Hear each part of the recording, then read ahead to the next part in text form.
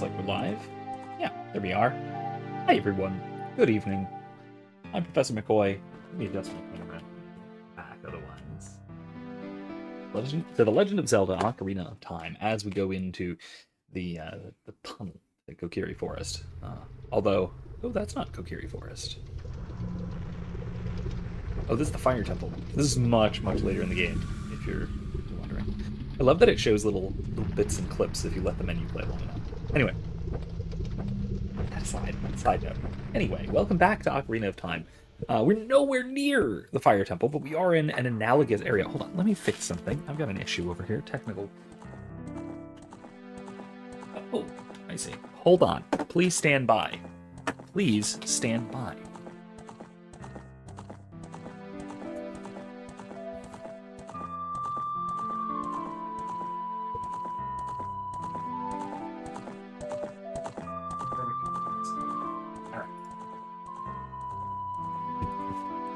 Sorry. My cats were apparently behind my desk playing with my rosary and getting tangled in with my various cords and whatnot. So, we're good now. Anyway, let's get into it, shall we? So, we left off, we had done a little bit in Dodongo's Cavern, which is the second dungeon, the second kid dungeon.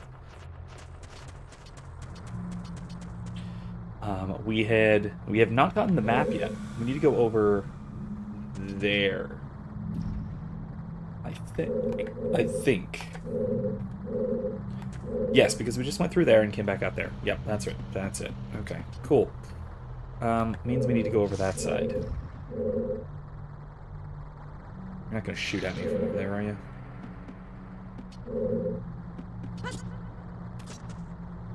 I'm gonna wait a sec.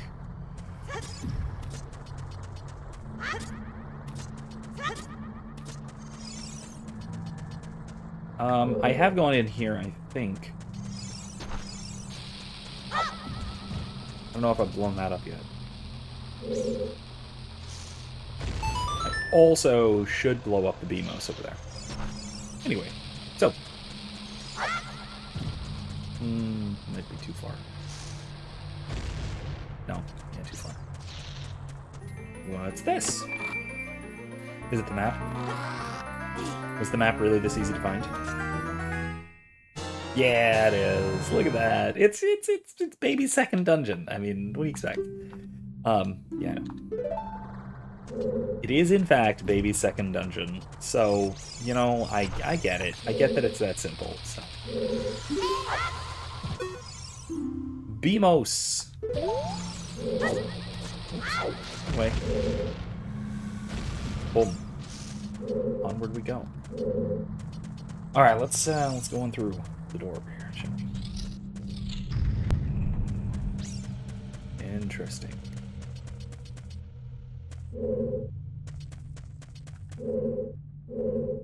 Forgot about this. This is a fairly significant puzzle. I forget exactly how it works.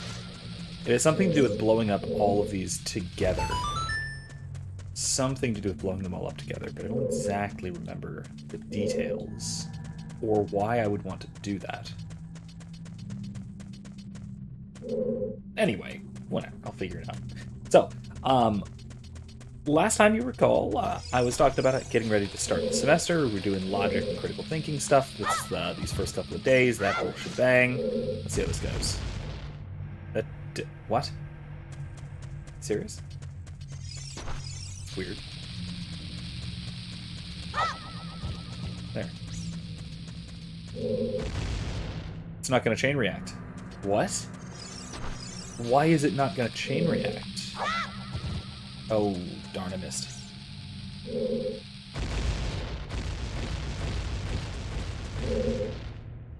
No. Alright, I missed the spot. I missed the very precise spot. Maybe drop it right there. I know, Navi. There we go. Got it. Yeah. Now what's this do? This drops it. Yeah, it drops the stairs. Got it. There it is. I didn't need to hear it, but I would have figured it out eventually. I did figure it out eventually. So. By the way, I have a green matcha white hot chocolate for my hot beverage tonight. to go with my favorite South American Deutsches beer, Monte Carlo. That's it, Monte Carlo. Which is a nice bock. It's a nice beer, and I love the geopolitical implications of a German style beer that is brewed in South America, Central America, technically Guatemala. But still close enough. Close enough. They're not together. They're not in the same vessel. They're not in the same vessel. Not in the same vessel. Over here, I have the so it's okay, so it's a matcha latte. So basically I just put white chocolate chips, milk, and matcha powder in a pot, and I steam it. And then I drink it.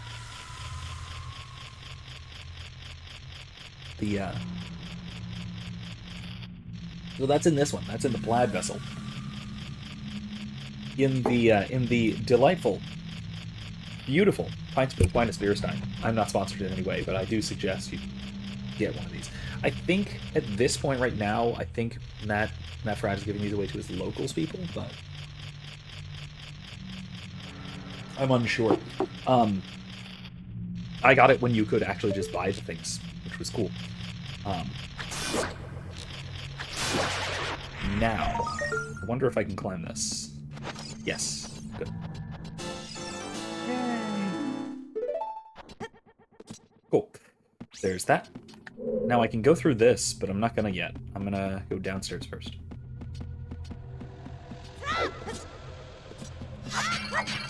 But yeah, they're two completely different beverages that I have in two completely different beverage vessels.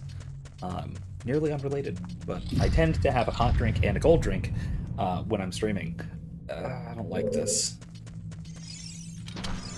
It's gonna suck. Oh gosh.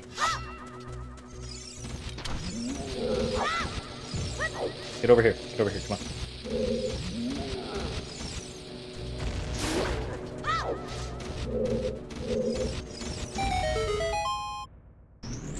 That was enough. That was enough. I don't need to fight three of those at once, do I? Anyway.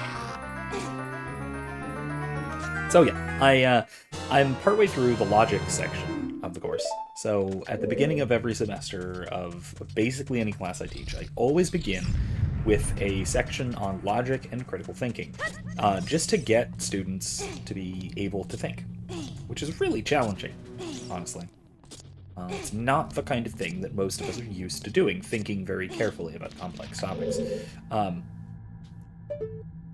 Typically, most of us do most of our thinking at a very basic, sloppy and haphazard sort of level. How do I get up there? There's a Skulltula up there. How do I get there?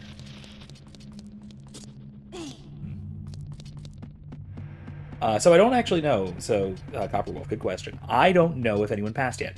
They're taking the quiz next Friday. It's up. They can already take it. I don't think anybody has yet. It would be unwise of them to do so.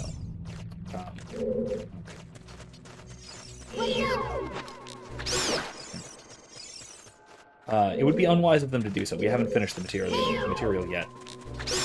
We still have the fallacies section to talk about Tuesday. But I'll keep you guys posted as to how it goes. It's consistently pretty darn bad. It's one of those things where, not because it's excessively difficult, but just not because it's tricky or anything, but just because it's actually rather difficult. Students tend not to do so great on this logic quiz. It's 10% of their overall grade, which is pretty significant. And the class average usually hovers in the low 60s, the low 60%, something like that. So, and that's not great. You know, that's not a great score. Now, it's not the end of the world, and the secret is that I will offer retakes for it after the fact. I don't, tell people this in advance. because that would ruin the surprise. But I do offer retakes after the fact. So if my students do really poorly on it, which a lot of them probably will, there is a chance of doing better. Okay.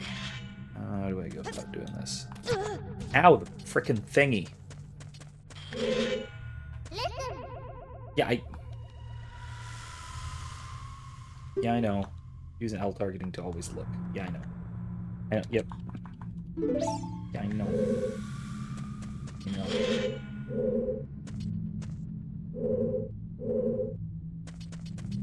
Can I move this block? Yes. Okay. Let's see. Oh, that's a bombable wall. Okay. If I can... There we go. Okay, I can get that. I didn't need that at all.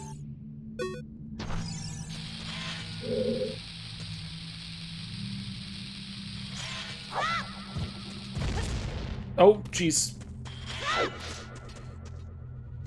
Try again. Let's try again, shall we?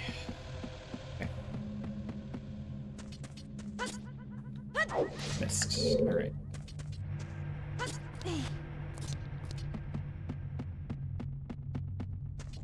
Let's keep doing. There we go.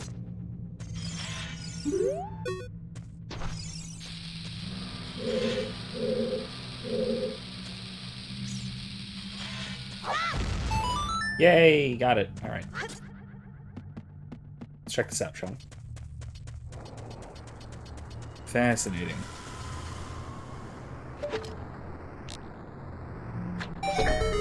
Yeah.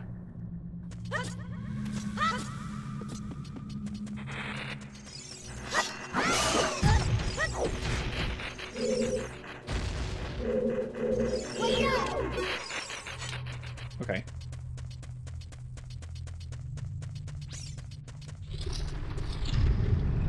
Oh, the boss chamber? Oh, jeez. Here we go.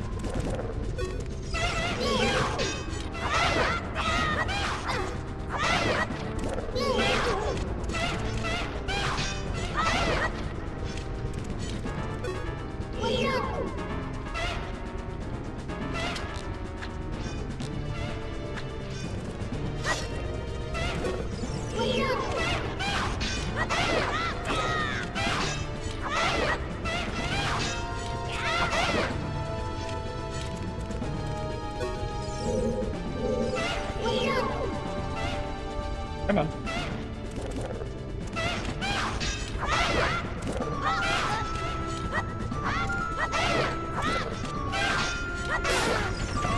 Okay, cool.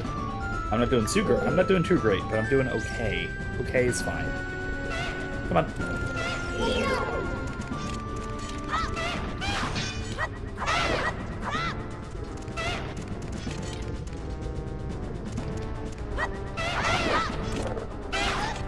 Ah.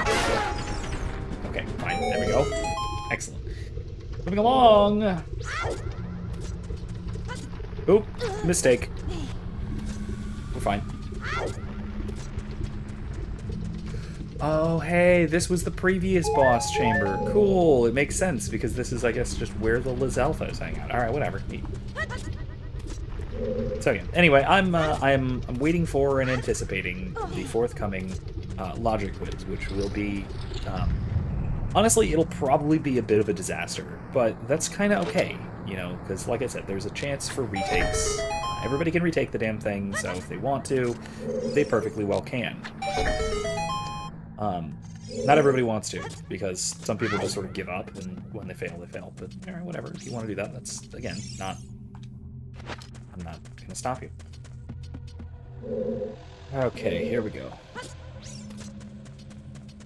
What's this? What am I getting? This is the bomb bag. Hey, there we go. Yeah, nice.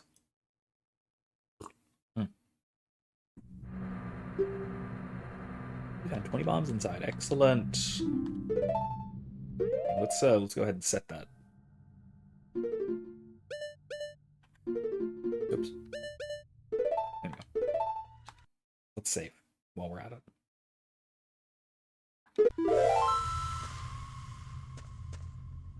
So I need the bomb bag to get through there, but first I want to go through here and see what's up with this.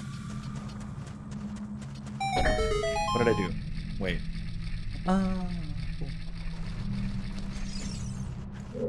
Oh, why do I think logic is not mandatory in high schools? Malice or ignorance? God, I don't know. That's a really good question. Giant dead Dodunga, when it sees red, a new way to open. No way to go will be open. Sees red. Sees red. Oh, I gotta drop bombs in its eye sockets. Right. Okay. Cool. Puzzle. Moving on. Before I puzzle, I want to go through this little doer. There's a thing there. I guarantee that is something, right? Yeah, there's a door. Let's go through here. What's this? Oh. Hello.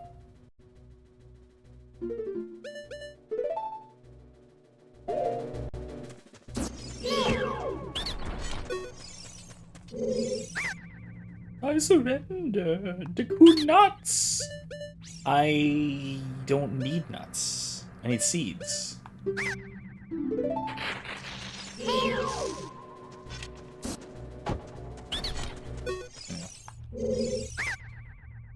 Seeds. Yeah, those I need, yeah. There we go. Cool. So, yeah, I think the question of why logic is not mandatory in high school, it honestly comes back to the question of education in general, because a lot of... You can ask exactly the same thing about most what we would, I think, reasonably call educational malpractice. I don't know. I think it's probably... They say never attribute to malice what is equally explained by stupidity, but also don't rule out malice, right? I think that... I don't think that there's a clear enough difference between malice and stupidity in this case. Because I think that... I think we would almost have to say something like... that the, broadly speaking, ideologues who are responsible for primary and secondary education, at least for the most part, are too stupid to consider logic to be important, but the reason that they're that stupid is ideological, is malicious, right? So it's not like they're deliberately mal-equipping students, but it's rather that their ideology, I think, kind of has to demand that students be equipped in a certain way, and that certain way is bad and stupid. Does that make sense? I almost want to... Here I am kind of being kind of waffly here, desperately trying to split the difference between malice and stupidity, but I do think that it is kind of attributable to a little bit of both, and not in a disconnected way. I do think that the malice and the stupidity have to work hand in hand to a significant degree. World says, I think it doesn't align with the end of modern education, but it's still based on the needs and philosophies arising from the Industrial Revolution. Yeah, that's true. That is true. It does not make good little factory bots, right? A good education in logic is not going to make you any better, working in the factory.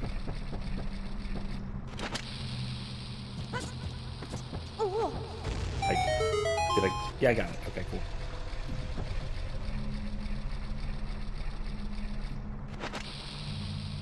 Whee! Neat. Right. I'm gonna open its gob. There we go. Yeah, it would... yeah, actually. Okay, so this is a really good point. That is actually, bizarrely, in line with what Plato would have to say on the subject, too. At least in the Republic, which is, I know, fair enough, not exactly a perfect depiction of Plato's ideal, political society or anything, but in Plato's Republic, regardless, because he categorizes the various people into their roles within society, the rulers, being the philosopher kings or true guardians, than the auxiliaries, who are like the soldiers. Yeah, I know. I'm aware. Thank you, Navi. Man, Navi really is kind of annoying. So the top branch being the rulers, the philosopher kings, then the auxiliaries or the guardians, people who guard the city, and then finally the workers who, oh god, oh, well, it was only a quarter heart, I guess I'm okay. I can't believe that only did a quarter heart. I forgot fall damage is a thing, but it's not that significant in this game. It's okay though, we're good.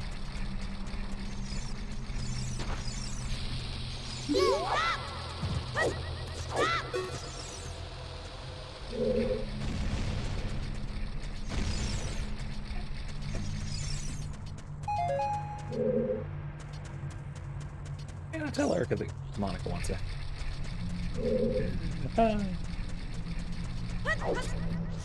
But because of this sort of social stratification, even in Plato's vision of society in the Republic,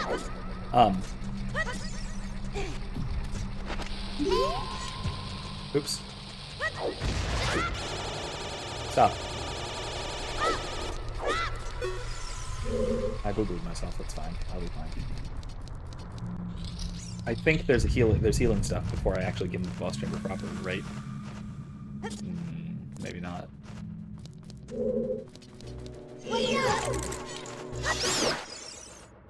Heart?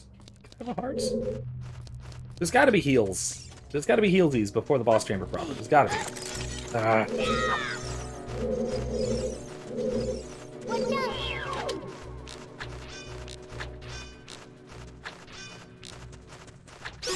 There we go. Gosh.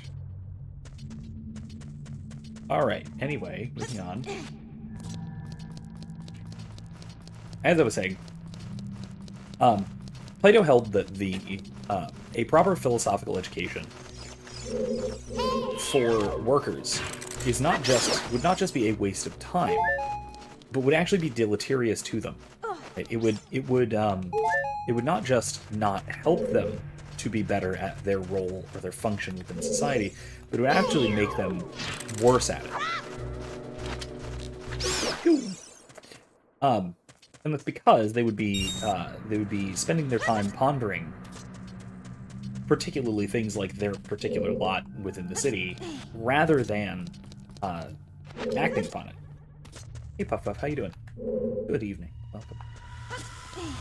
I'm just talking about how Copper Wolf brought up that we don't teach, like any public schools at least, don't teach logic in high school, at least typically, and how that's a problem, and speculating as to why exactly that problem exists. And part of it, I think, does have to do with, as you point out, I have seen stuff about Palworld. I don't know if I'm too interested. I don't know. Maybe I'm not super interested in it. Kind of a Pokemon clone, so I don't know how interested I am in it. I like Pokemon, but I like Pokemon. That's kind of my view. Anyway. A Stelphos.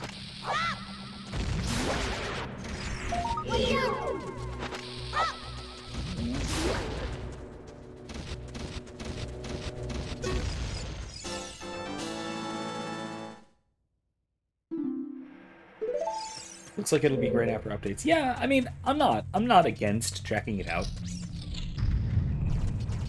I don't know if it'd be too worth streaming, but oh god, are you serious? Okay. Oh, jeez. The controls of this game are a little bit dated. I know, I'm blaming the controls for my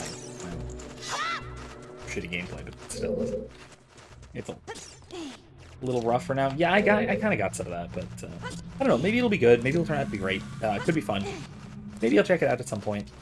I don't know how interested I am overall, but I got a fairy.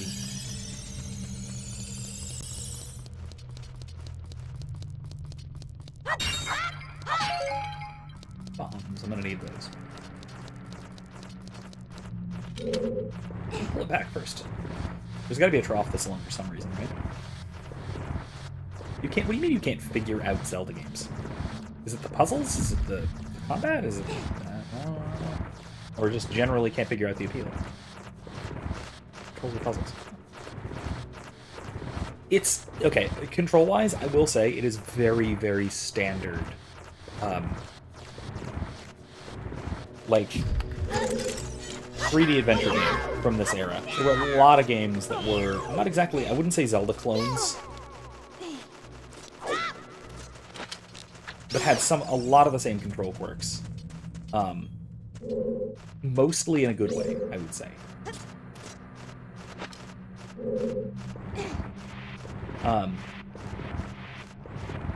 And of course, the puzzles are usually relatively straightforward. None of them are too, Galaxy Brain. Most of them are go through the rooms and find the block to put on the switch. That kind of thing. Oh, see, that's the thing. Okay, so Puff Puff says, I like the new open world ones, but can't get into the classic ones. I'm kind of inverted on that. I don't like the new ones, mostly because of how far they depart from the Zelda formula. And I've always really loved the classic Legend of Zelda game loop. Well, hello. Oh, baby's here for lollipops. I got bombs. I needed those. I know how to use bombs. You already told me? Baby is here. As you can hear. She needs... That's a lot of lollipops. Monica, what do you have that many lollipops? What are you doing with that many lollipops? You see yourself and you're giggly.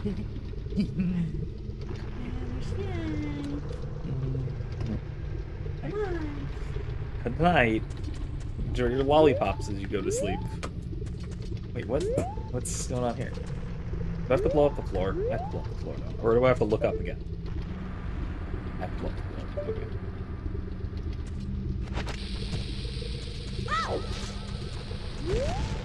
Yep, knew it. Blow up the floor. Copperwolf says, should logic be a qualifying test or course for politicians, or would that just make them too powerful? Okay, so I'm gonna go ahead and say that is wildly unnecessary. The idea of logic as a qualifier for politicians. And the reason that's so wildly unnecessary is because it already is for the most part. You will find that in the US at least, I don't know about how accurate this is in the rest of the world, but at least in the US, oh, I don't know how this far this goes. Oh, it goes, alright. Jeez.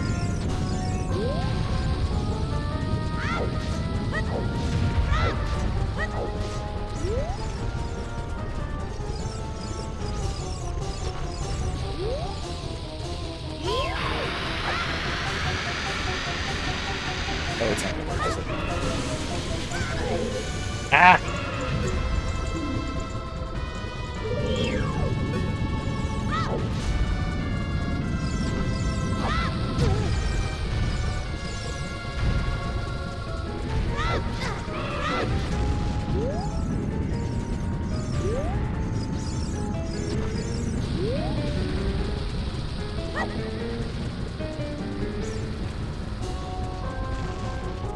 I'm just gonna use regular bombs. The bomb flowers thing is dumb. Why would I use this?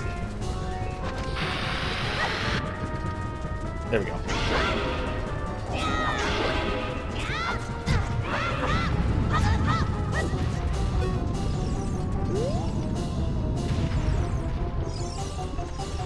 Okay, it goes in one direction. Alright.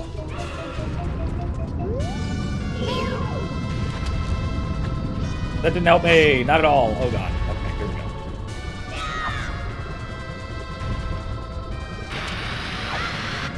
There we go.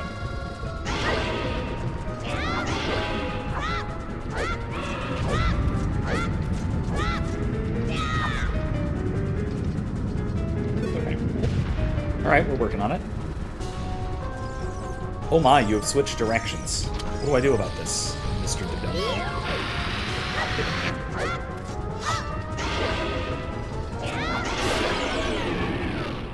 Alright.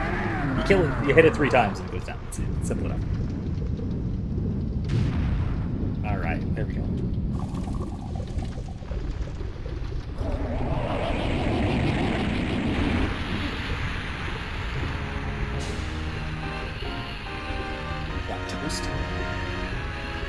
is not the tree, by the way. Puff Puff. We're well beyond the tree. This is in the volcano. Specifically, Dodongo's cavern, that being King Dodongo, the giant lizard thingy. Giant dragon lizard thingy. Anyway. So, as I was saying, you will find, to Copperwolf's point, you will find that most lawyers, most politicians in the U.S. are lawyers. And that means that they have done at least okay on the LSAT, which is the graduate school entrance exam for law school. And you will find as well that the LSAT is basically just a logic. It's a logic test. The whole thing is just based on nothing but logic, which is why a lot of people who go to law school first major, or at least take some courses in philosophy, especially in ethics, or not in ethics. Good Lord, they don't take ethics lessons, so they don't do well in them. No, hey Darunia, in logic. Okay, well, you're Canadian, so... It's me, Darunia, well done! Averil says, oh, my bad, our Prime Minister is a drama teacher. Oh, yeah, well, fine, but... I think I would call nepotism primarily responsible for that, but... I don't know. What do I know? It's Canadian politics. I know a little bit about Canadian politics, enough to make fun of it. That's about it. When your dad was the dictator of Cuba, you can get whatever job you want, right? Anyway, and people like his hair. Well, okay. Jesus, what's with you people up there? Are you guys okay? No, don't answer that. You're not. I know you're not. Anyway, I digress a bit. But no, I think that, okay, so my point being, though, right, is that it was a whole thing. I bet it was a whole thing. I think that logic should form a foundation for basically any sophisticated scholarly approach to anything. However, logic is also one of those things, especially the sort of higher level, more symbolic kind of logic, is one of those things that you either just get it or you don't. It clicks or it doesn't. And for some people, it just takes it being explained in just one particular way, and the whole thing just falls together in their minds. And for some people, that happens really early on. For some people, that happens after like endless explanation. For some people, it never happens at all. And so when I've taught like pure logic courses, I've had people who just like were failing, and then just like suddenly I explain one thing in one particular way and they're getting straight A's for the rest of the semester. And the only hope is that that happens early enough so that your average doesn't get tanked. That's part of why I allow retakes on the logic quiz, is so once it clicks, you can just go back and do it. You just get it, right? If it clicks. And again, it doesn't click for everybody. And not everybody lasts long enough trying to get to the point where it'll click. So, I don't know. It may or may not actually work.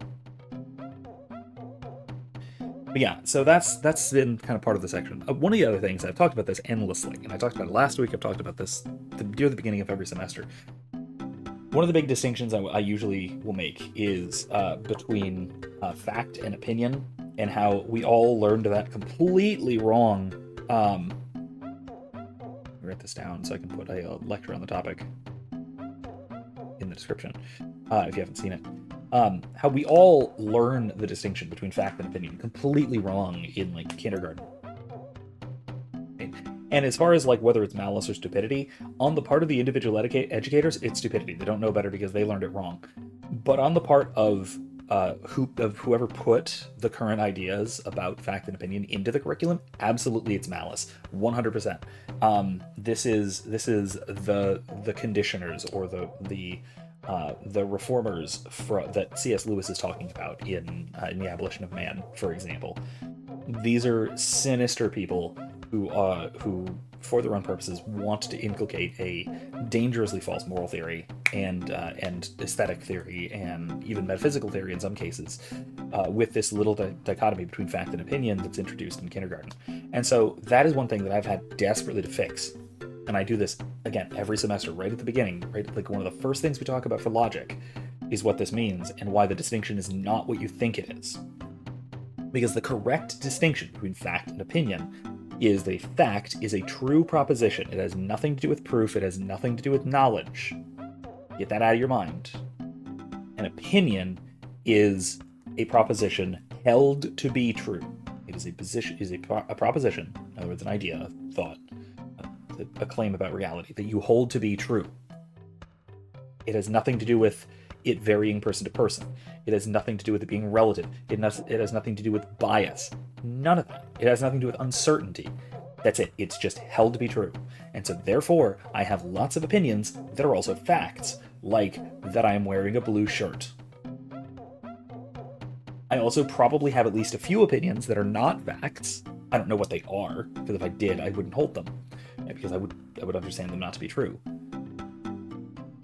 There are no opinions that I hold that I do not also think are facts, again, simply by definition. Right? All this stuff is so crucial. What's incredible about this is when I taught this on Thursday, I have 2 classes this semester. One of them, very typical. Got everything completely wrong, and I had to go dig in and fix it. My second class, the 2 people who answered first got it completely right. I asked, what's the difference between a fact and opinion? Oh, a fact is a true statement. Like, okay, anything else to add to that? Everybody else is kind of shy about it. So I'm like, okay, what about an opinion? It's something you believe to be true. Have you perchance taken this class before? Because God, you guys got it right. It was shocking to me. Before last Thursday, I've never had a class get these questions correct. Because that's absolutely right. They got it their first try. And no, I have not had these students before. Not the ones who answered it. And just... it's weird. Because I also know that they're still teaching it wrong, right? Serge's kindergarten homeschool books tell us that a fact is something that's true and provable, and an opinion is something that might be true for me and not for you, and it's something that you believe but isn't necessarily true, or it doesn't have truth value, or something like that. And invariably, it's ethical and aesthetic claims are labeled as opinions. So, great, we're teaching our students that ethical claims are non-propositional and have no truth value. Same with aesthetic views and honestly a lot of metaphysical claims that are not reducible purely to physical evidence and things like that. Which, boy howdy, it's a problem, especially teaching ethics. The problem when I teach philosophy of religion too, because people think of religion as just opinion, and so we can't really come to conclusions about it because it might be true for you, but not for... Shut up. Stop it. It's irritating. That's what that is. That's all. Anyway, thanks to you, we can once again eat the delicious rocks from Dodongo's cavern until our stomachs burst. What a wild adventure. It'll make an incredible story. I can't believe that the Dodongos suddenly appeared in such great numbers, and that big rock blocking the cave. All this trouble must have been caused by that Gerudo thief Ganondorf. It's that guy.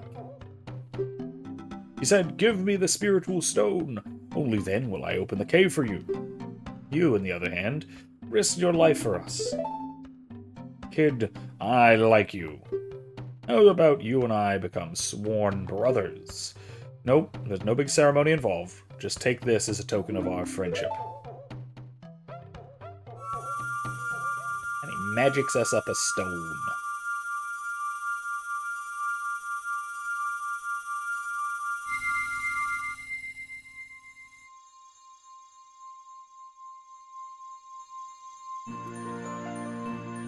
Nice.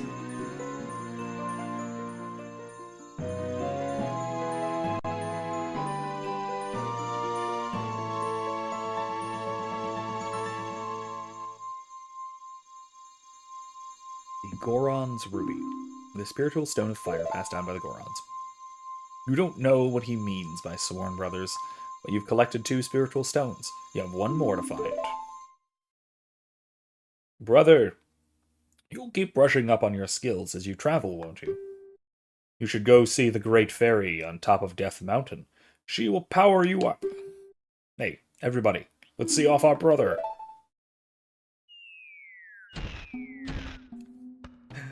Love it. You did great. How about a big Goron hug, brother?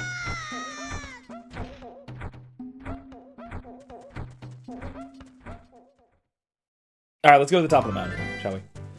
Keep running away from them. That was cute.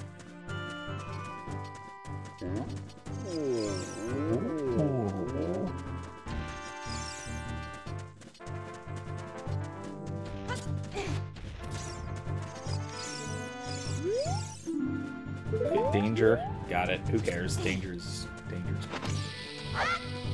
That didn't work at all.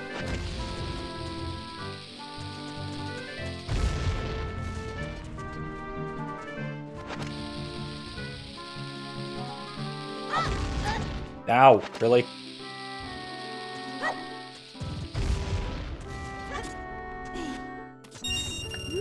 Yay! Rupees. Wait, is this it? There's no way this is it. There's no way this is it. It's not, okay. I didn't need that at all. There's a cow, though.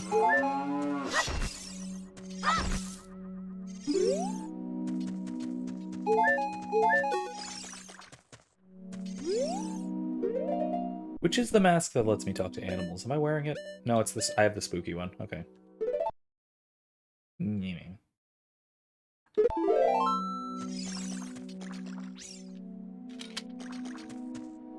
Yeah, why is cow? I don't know. There is a side quest that involves the cow. I forget exactly what it is, but there's a thing. Yep, it's a cow. You're correct. Everyone is right about this. It is, in fact, a cow. I agree. Oh, God!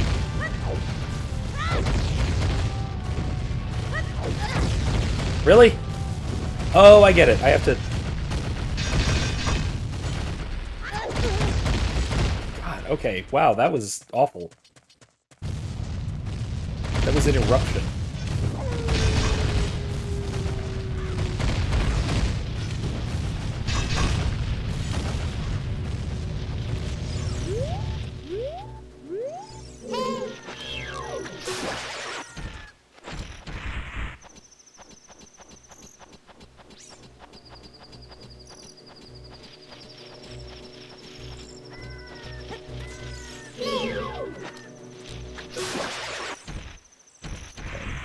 Are there more up there?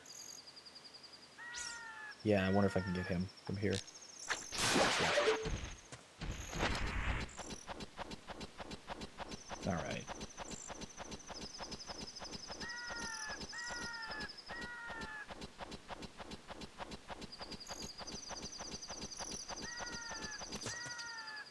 Oh, Kapargabora. Cool. You're here. You've done well to come all the way up here, Link. This is the summit of the sacred Death Mountain, Hoot. It is said that the clouds surrounding this peak reflect the condition of Death Mountain. When they look normal, it is at peace. Climbing all the way up here just proves how smart you are. Now I want to see you make another smart move. The great fairy lives on this mountaintop, and she will give you a new skill. She's the leader of the fairies, you know. Woo! I will perch here and wait for you. When you're ready to go back down, I can help you. Now get going! Can I blow this up? Wah!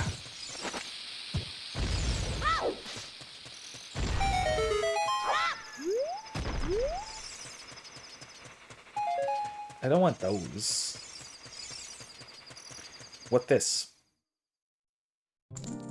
Oh, this is it. This is the Great Fairy's Mountain. Okay.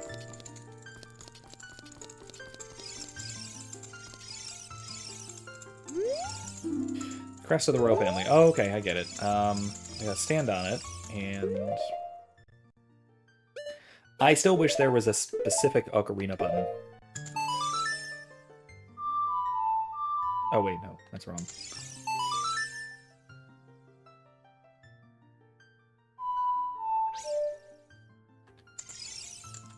Wait. Not Saria's song. That's the Song of Healing. I'm just gonna look it up. I can't do this. Which one is it? Oh, that's it. Okay. Got it. Listen. Okay, I got it.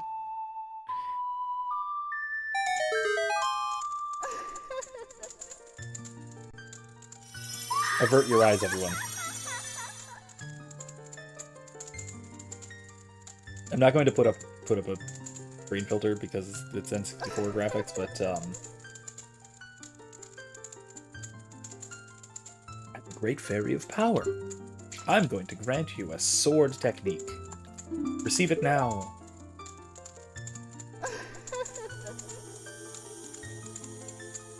Okay. I get magic. And a heart? No, I just got healed. Okay. I've also got a heart container from them. So freaky. Alright, spin attack. Hold B to charge your weapon. Release B to unleash a wave of energy. If you want to release energy without charging your weapon, just rotate once and press B. Yep, it's very cool. Very, very Legend of Zelda. Magic power, pay attention to your magic meter. Copper Wolf, you're scared? Oh, good, good. It's disturbing. You're a messenger of the royal family, aren't you? Next time you're in their neighborhood, you should drop in on a friend of mine who lives by Hyrule Castle. She'll surely grant you another new power. Cool. Let's go do that. When battle has made you weary, please come back to see me. Oh yeah, there's a stone by the castle. I remember we can blow it up, can't we? Let's go do that. Let's go do that. I don't need to go in the other way, because over here is... This is the way to the Fire Temple, and I'm pretty sure it's too hot for me, and I start losing health instantly. Yeah, Death Mountain Crater. I shouldn't be here at all! Link, it's so hot, we can't stay in here for long. Let's get out of here. Let's go. Yeah, I was right. Woot woot! Well, it looks like you've grown up a little from the Great Fairy's power. But you still don't really look like the hero who'll save Hyrule, at least not yet. If you're going back down the mountain, I can lend you a wing. Come here and grab my talons and hold on tight. Woot woot! Yes. Whee! Very RuPaul. Yeah. Not only it's supposed to be... I think it is actually supposed to be like a sultry lady, but like, you know.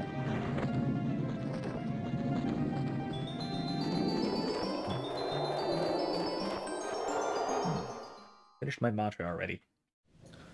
Oh, hey, I'm on the roof.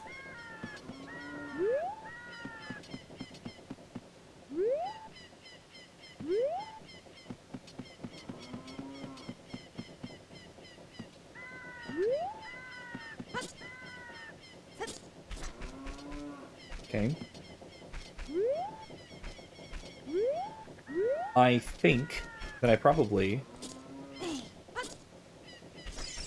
Do I need bombs to... No, I don't need bombs for anything in the graveyard. That would be wildly inappropriate anyway. Not saying I wouldn't do it. I'm just saying it's wildly inappropriate. Which one's the Skulltula house? Is it this one?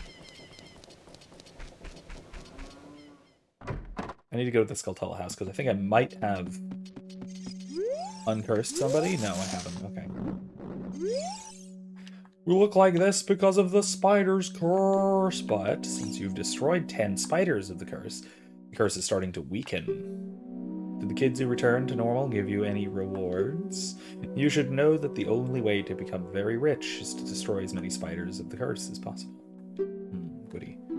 There's some tricks. I should have listened. Hey, you're not a spooter anymore. The curse has been broken. Thank you. Here's a reward for you. Adult's wallet.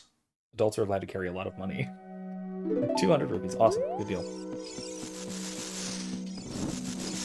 No. No. No. No. Okay. Well, that's good then. I got one thing. I got the adult's wallet. Moving on.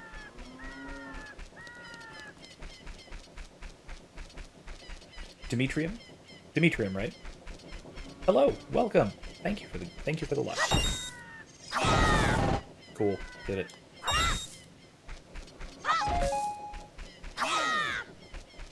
Does that not use magic? Does the quick spin not use magic? That's interesting. Wait, let me put bombs back here.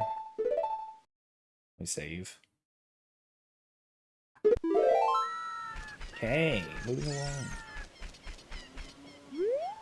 Let's get out of here. Okay. I don't wanna. I'm faster than you, it's fine. There we go, cool. I know there's a... Really? Quick spin doesn't use magic. I didn't realize that.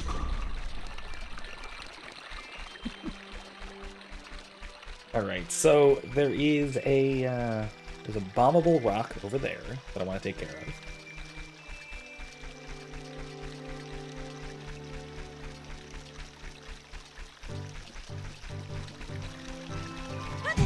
Just knock on these real quick. Make sure there's no skulls. There's bombs. Convenient.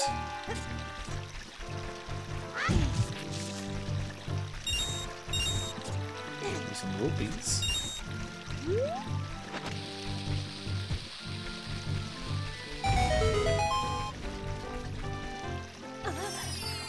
Good night.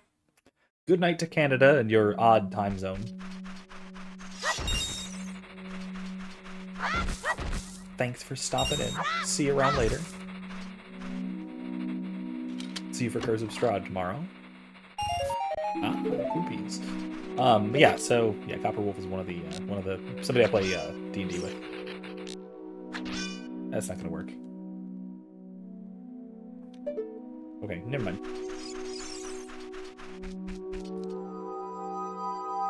Gosh, it's so if anyone is familiar with Curse of Strahd, we are in Vallaki, which is the major town, sort of in the middle of the big map. Which the whole thing is just designed to be a political mess. Just the whole thing is a political mess, and it's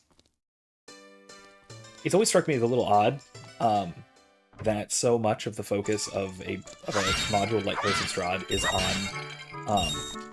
is on small town politics. Not small town, but like micro city politics, like very small city politics, I guess. Village? No, not village. Town, I guess is about right. But it's all very political and very no-win, and it's a a mad tyrant, and there's cultists, and fairly typical D&D fare, but not the kind of thing that you would associate with Curse of Strahd, unless you know what to expect. It's also very it's very close to a no-win scenario. It's terrible because everyone in town is absolutely terrible. So, it's annoying. It's somewhat annoying to those of us who prefer a more kind of heroic high fantasy vibe for D&D, which I do. If you know anything about me and how I play D&D, that is my very strong preference. This is a political room to gain all the money. I mean,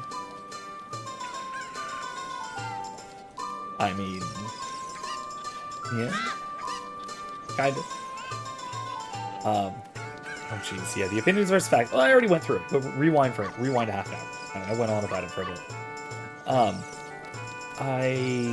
Bomb gallery. It's bomb chew. Sorry, bomb chew gallery. Where was I going? Oh wait, going to the castle.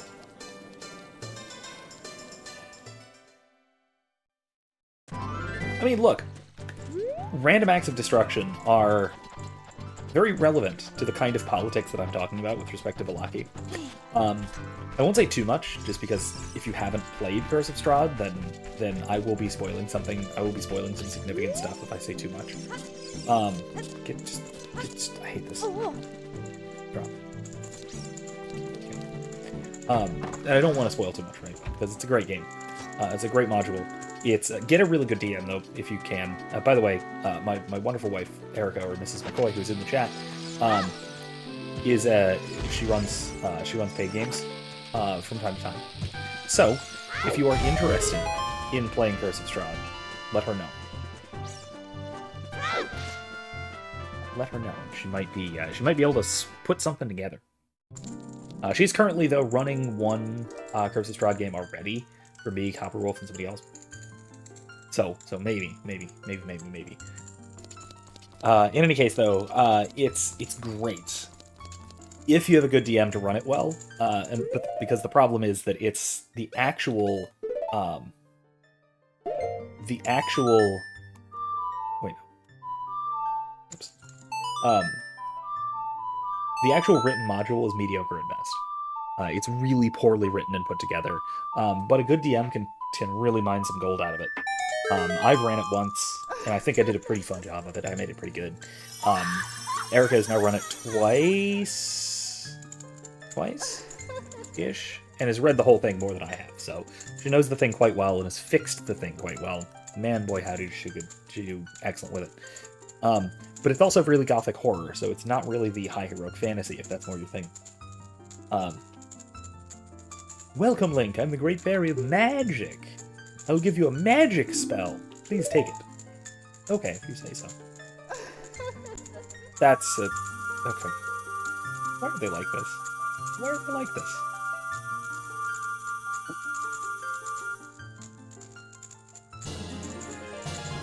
Magic! Oh, Dinspire. Oh, sweet. I love Dinspire. Dinspire is my absolute favorite out of the three, so... I can use it to burn things! When battle has made you weary, please come back to see me. I will scream as I disappear. Alright. I do kind of really love Dinspire. It's pretty great.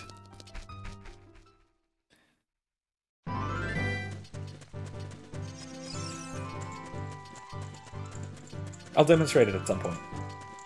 When I get around to it.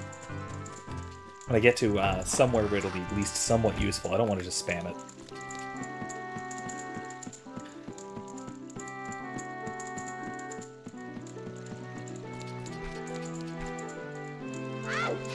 Okay.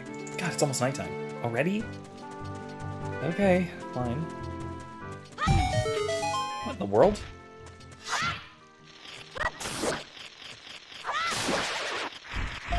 I did not expect that.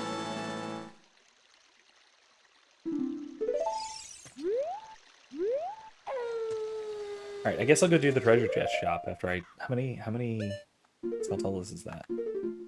11, okay. I still have a lot to do before anything else.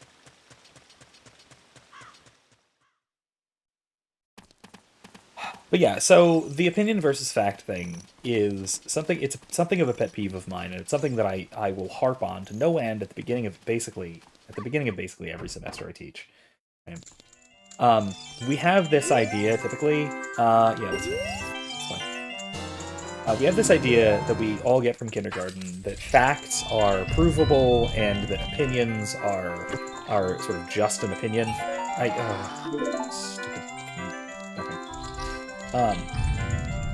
That opinions are basically, you know, subjective, and there's no basis in fact or reality, or they're non-propositional even, and typically they get associated with ethical and aesthetic judgments. Of course, this is absolutely entirely wrong, and it's dangerously wrong. Just gonna keep trying the right, keep trying the right. I got a key.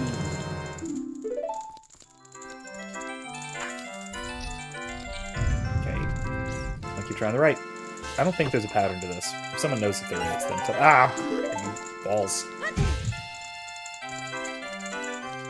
I'm gonna try at least one more. Maybe a couple. Like I said, I'm not gonna go below 100, but I'm not gonna go below 100.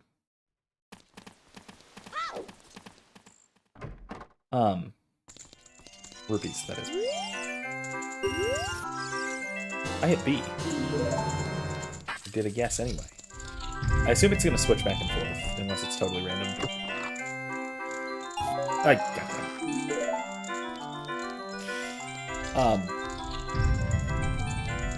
that. Feel free to argue. Like, I encourage my students to argue all the time, whether with each other or with me. So, yeah.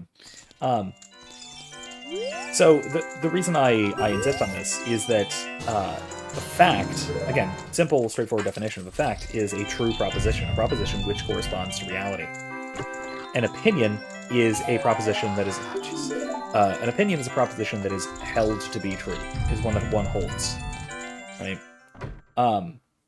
And so it can be true, so an opinion can be a fact. A fact can be an opinion if you think it's, if you know about it, or if you think that it's correct, or if you think it's true. Last try. It is, I'm pretty sure, completely random, and there is no way of gaming this. Okay, whatever. Until I get the lens of truth, this is basically an impossible game, so... Once you get the lens of truth, it becomes almost trivially simple. Because then you can just see into the chests. Bark, bark, bark, bark. Right, so anyway, the point of this, the major point of this, is that the distinction between fact and opinion is not such a hard-line distinction as we are led to believe. They're not different kinds of statements, right? One's not propositional and the other not. It comes down to, a fact comes down to whether something is true or not.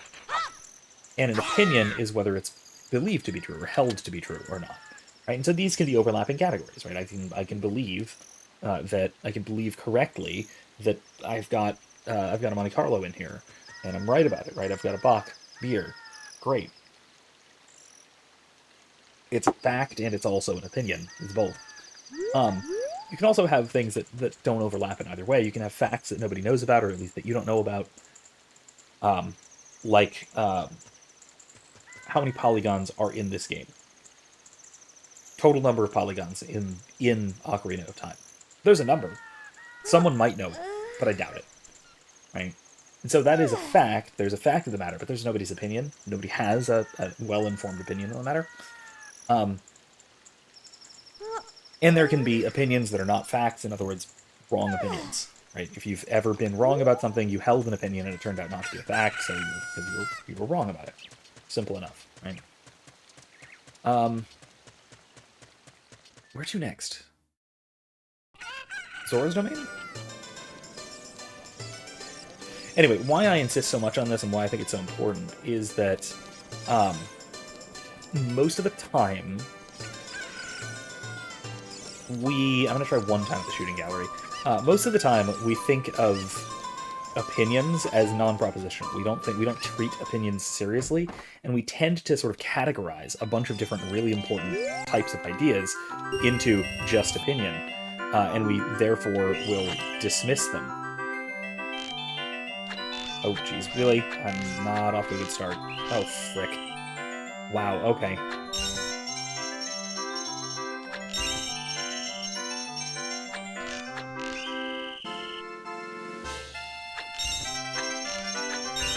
I'm way off today. That was really bad. Okay, yeah, one more try. I can do better. I can do much better at this. Controller's way too sensitive on this.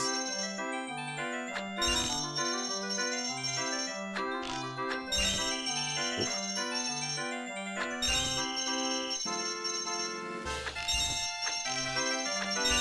Okay.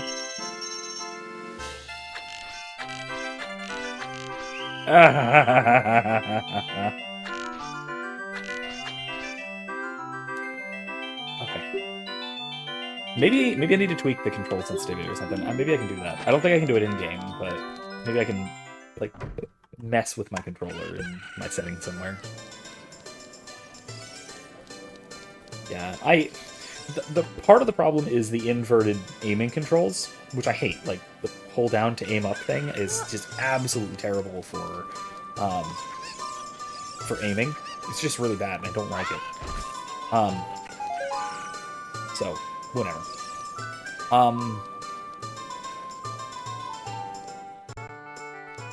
What we need to do right now is we need to figure out if there's anywhere I can use bombs. I know there is partway up Death Mountain. So I'm gonna go that way. I'm gonna go that way and see.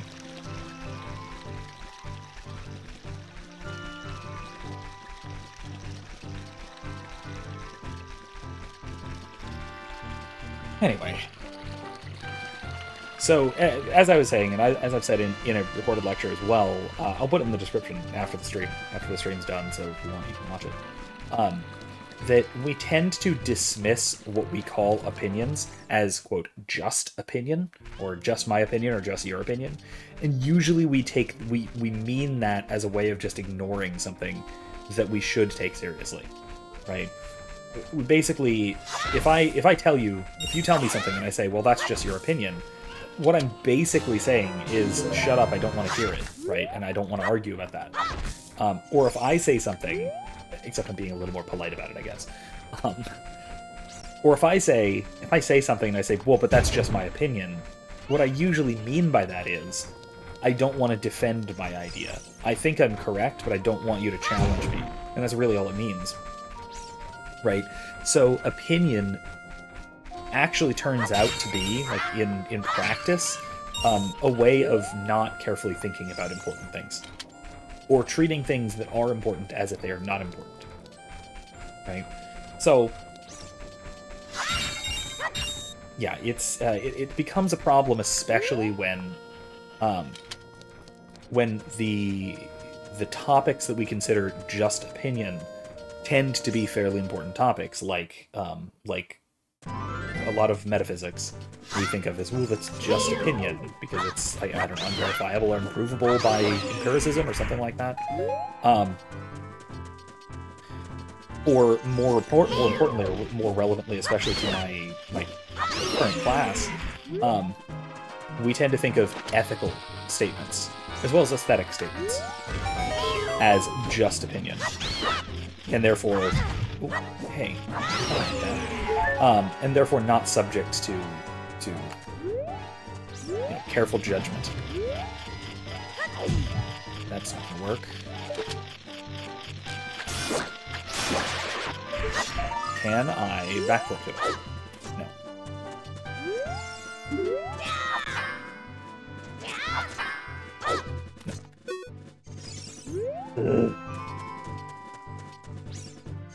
I mean, yeah, it's a common enough idea. It's a common enough thought.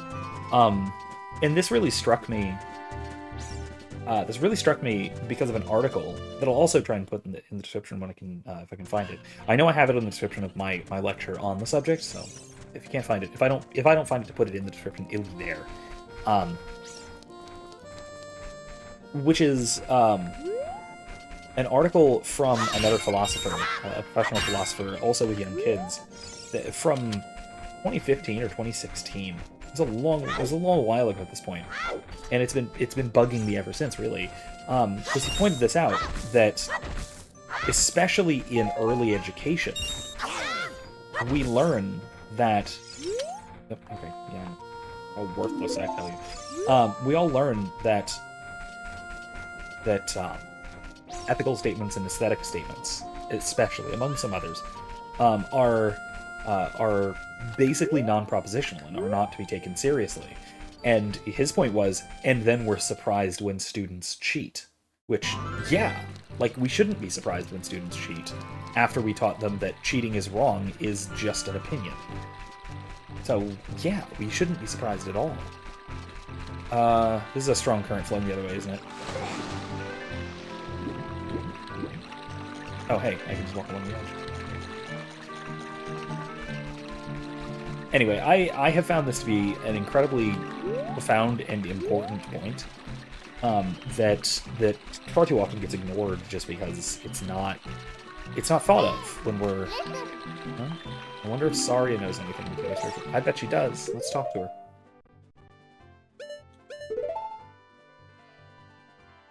Oh, wait. There it is. It doesn't get talked about just because it's so convenient to treat. Link, this is Saria. Can you hear me? It's so convenient to treat things that we don't want to take seriously as if they're unserious. It's very convenient to sweep a whole category of statements right under the rug. And this is also very, very closely related to some of the other stuff that I'm starting the semester with. That being a little bit from Alistair McIntyre's After Virtue, which I've got a lecture on as well. So check it out. That's what we're talking about on Thursday in class. So I'll put a link to it as well.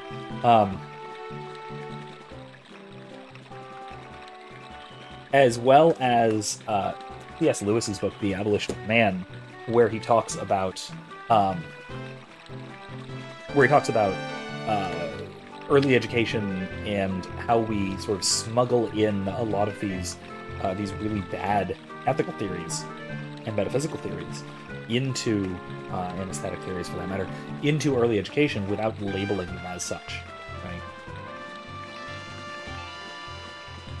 Like, we're not teaching ethics when we're doing this. We're teaching other subjects, but we are teaching ethics insofar as we're teaching bad ethical theories. Are you collecting the spiritual stuff? Oh, geez. King Zora. No, that's alright. I think I got it. King Zora is this way. Let's just go visit King Zora, shall we? Ah!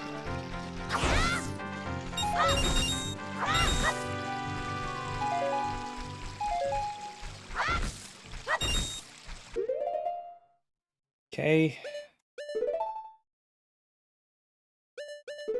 Oh wait, no. Let's keep that there, and let's have the ocarina there, because I don't...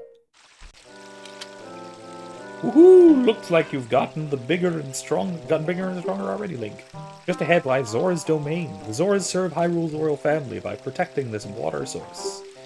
Their door will not be open for anyone except those who have some connection with the royal family. I bet I know what that means. Let them hear the melody of the royal family. Hoo-hoo-hoot! Yeah, okay.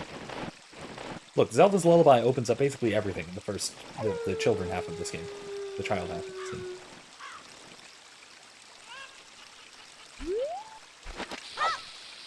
Yeah, I mean, it's not so much like it's just an opinion that I cheated. I mean, it could be that, but it's more commonly, right, the fact that cheating is wrong, or not the fact, the claim that cheating is wrong is just an opinion.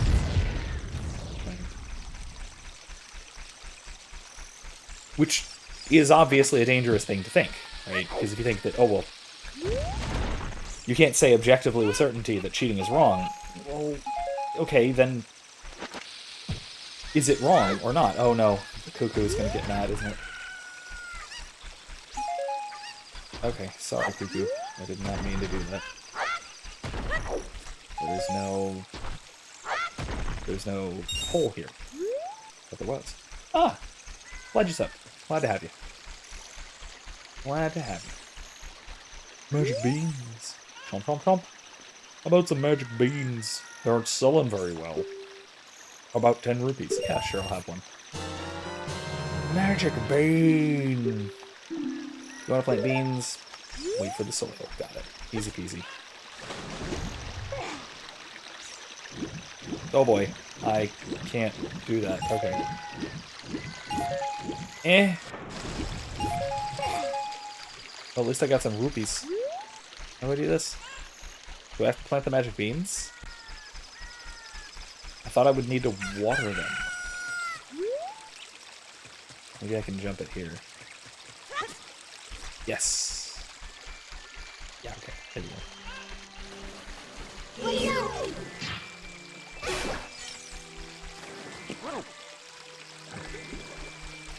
Oh, what?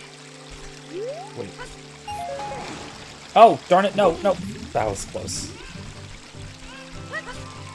Yeah. And I will say, if you like this sort of thing, you will like the majority of my channel, because the actual main subject of my channel is not live streaming. This is just something I started to do during the pandemic, because some friends and I were bored, and they were like, and I was just like, how about I just like stream a video game and talk about philosophy and stuff?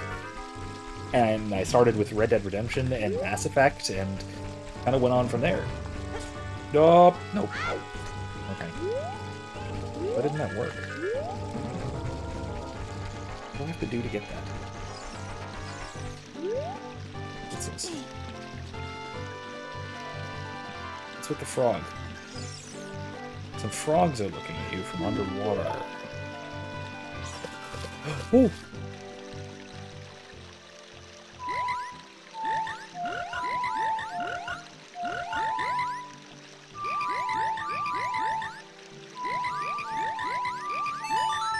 Maybe Zelda's Lullaby will do it? Maybe that's what they want to hear?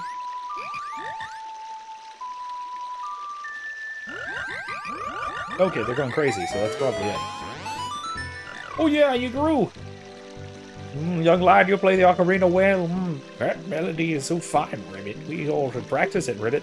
Take rupees as a souvenir. If you come up with another nice melody, please drop by and play it. Ribbit, Ribbit. Whoa, nice. I will do that right now.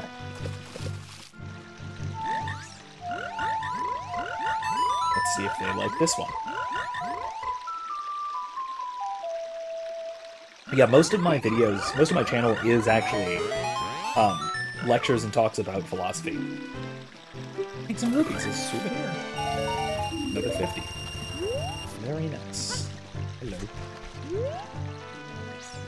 How do I get there? Can I get there? Do I have to come back? Or do I have to come back? No?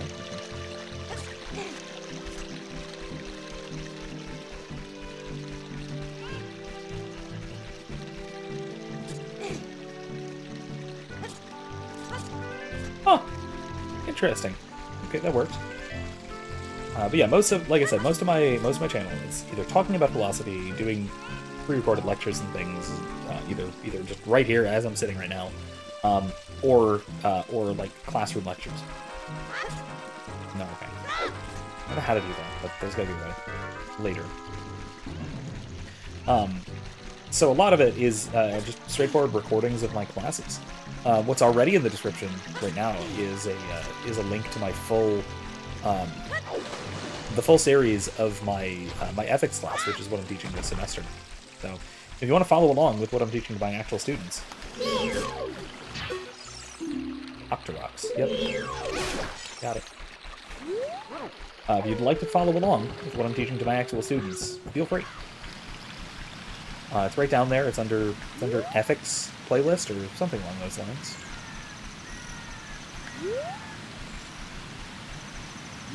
Huh. Another big jump. Let me see if I can make it. Okay.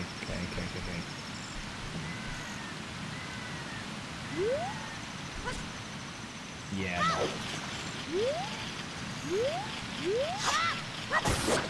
I assume I have to come back with the hover boots or something.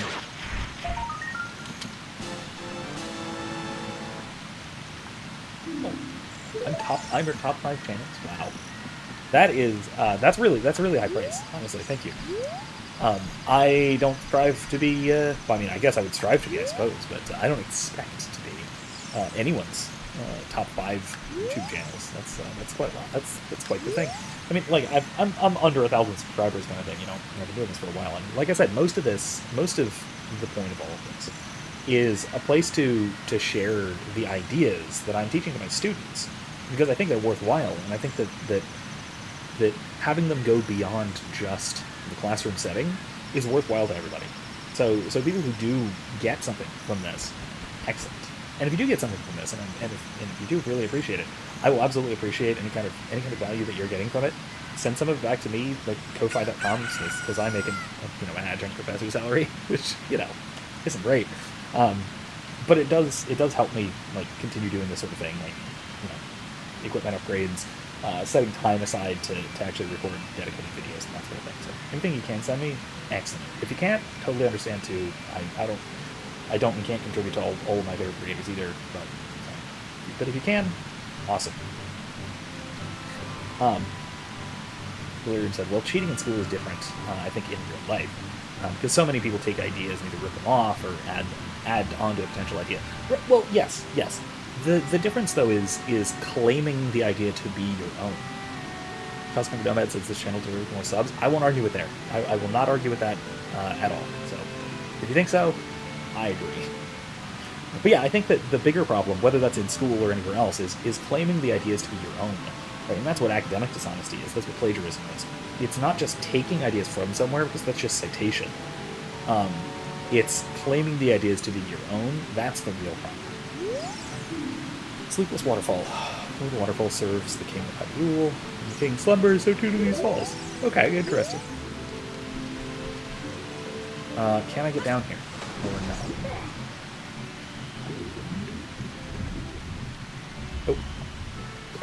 Okay.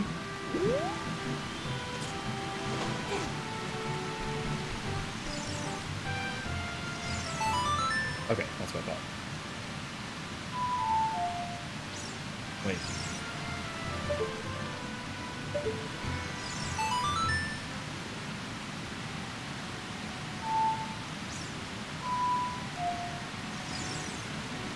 I have to look it up again, darn it.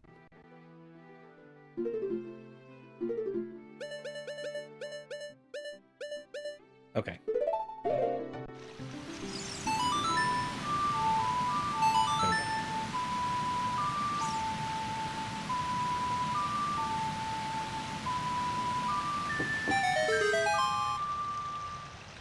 Hey, there we go. It's split. Fascinating. Okay. Up. Alright, into the Zora's domain.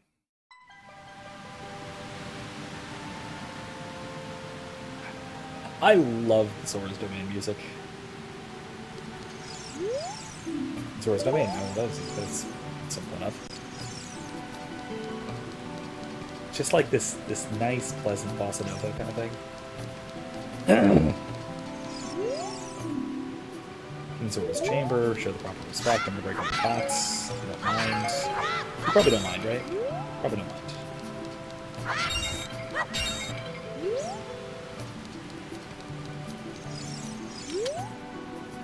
Who are you? We're the Zoras, the proud aquatic people. So you say you have some connection with the Hyrule's royal family. Well, what do you want from us? Help? What is this? It's a shop, right? Shop, yeah. Okay. Thought so.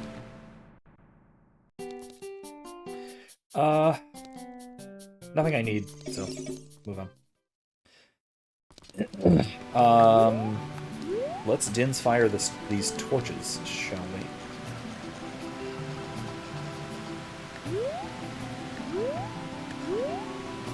So man. Oh, it's a Zora. That's what it is. Let's yeah, let's Din's fire these torches, shall we?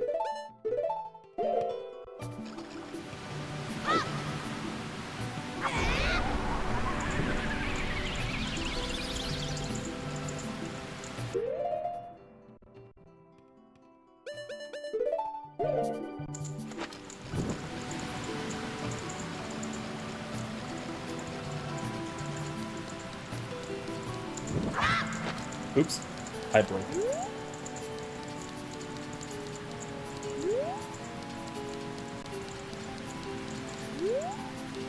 I don't want to use Din's fire on literally all of them. Just oh, they go out. They're time limited.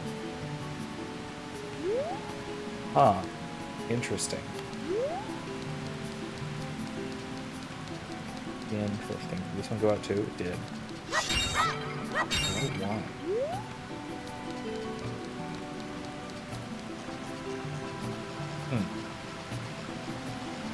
Okay.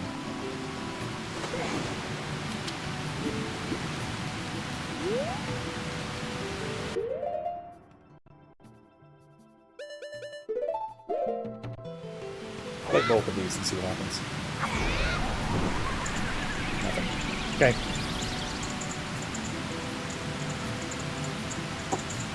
Worth trying. Yes. I think they're both gonna go on quickly, right?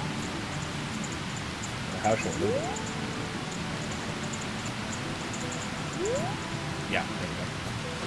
Not long.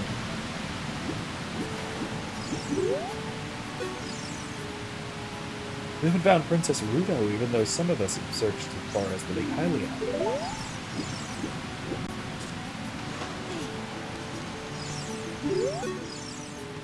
We're good at diving. How about you? If you want to be a master diver, try the diving game at the top of the waterfall. Have you tried it already? I have not. Probably not very good at it. Like, all of the water in Hyrule flows from Zora's fountain. That water flows through the Zora's River, which eventually reaches Lake Hylia to the south. Okay, cool. Very cool. Alright, moving along. Oh, I don't want to. Have you seen Lord Jabu Jabu? No. Oh, that's not good. Everybody who comes around here should see Lord Jabu Jabu at least once. Zora's Fountain is just beyond King Zora's throne. That's where Lord Jabu Jabu swims, but unless you have King Zora's permission, you can't go to Zora's Fountain. Okay, well, I'll ask him. I'm sure it'll be fine.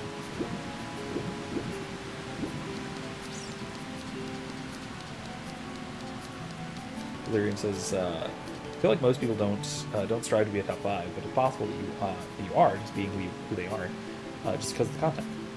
I don't know. Too many brews in to reply properly. Nah, I gotcha.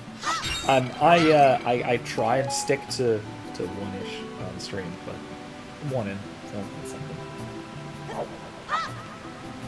I need more like a half in, really. But, yeah. But no, I respect that. I get it, right? It's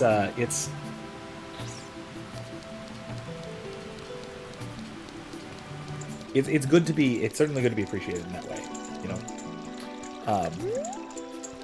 Okay, yeah. Okay, so there are lit torches here. This is how I'm supposed to do this. In Zora's Throne. Okay, I'm gonna just do this the right way then, shall I?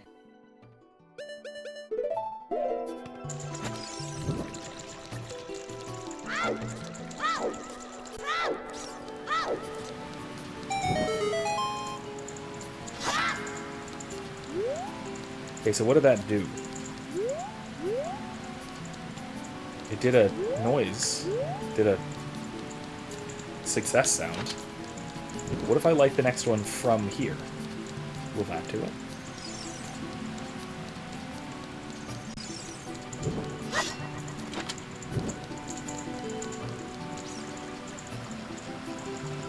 And then to this one.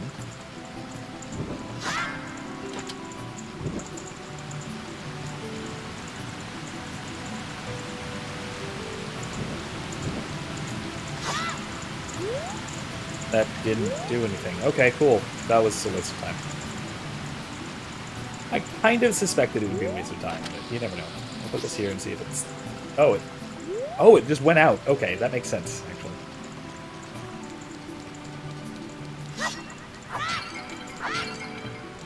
Yeah, like I said, I figured that I've been doing a lot of games, and I've got a whole list of playlists, streams that I've done the past couple of years now. Almost 4 years I've been doing this. That's insane. I can't believe that. But for the last while, I've been doing a bunch, and a big part of it. I was on the lullaby. Right. Yeah. I mean, straightforward enough. That's I'd have practice. Yeah, let's do it. Why not? Let's do mini games before real stuff. Always.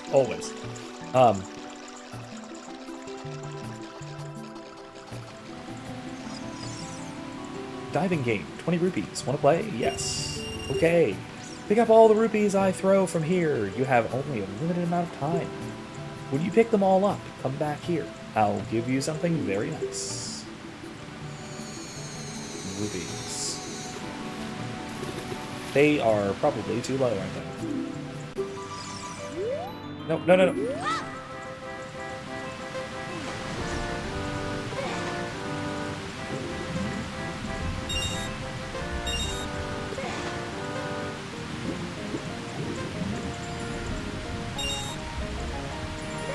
Okay, this is actually not hard.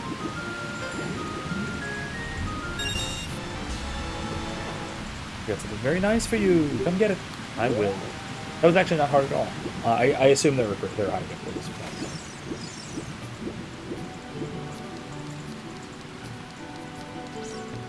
one. I'm airing what you're saying, teacher. I will try to teach best I can. Like I said,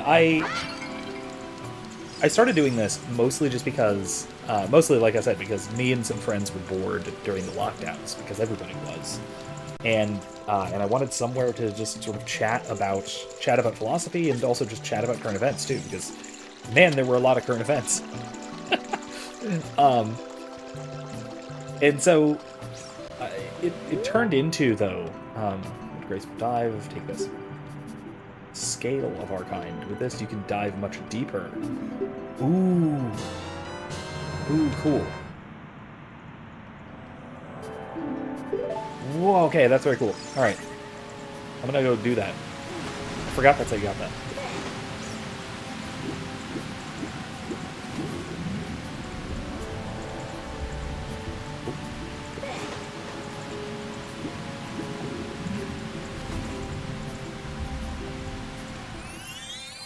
Hey. Check this out. Like Hylia. What?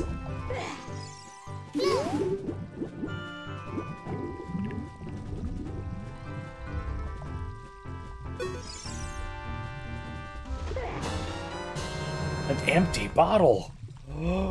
Wow, something's already inside. Cool, cool, cool. Oh my gosh, I did not realize I could even get to Lake Hylia yet. That's nuts. I honestly didn't realize you could get to Lake Hylia as a kid, let alone already. That's... Wow, okay. In all the times I've played this game, I don't know if I've ever done this before. Oh my gosh. Alright, I'm gonna have to do that later. That's a lot to explore. There's a lot to explore. I'll get around to it. I will get around to it. Just not yet. Dude. Wow, alright. Sweet.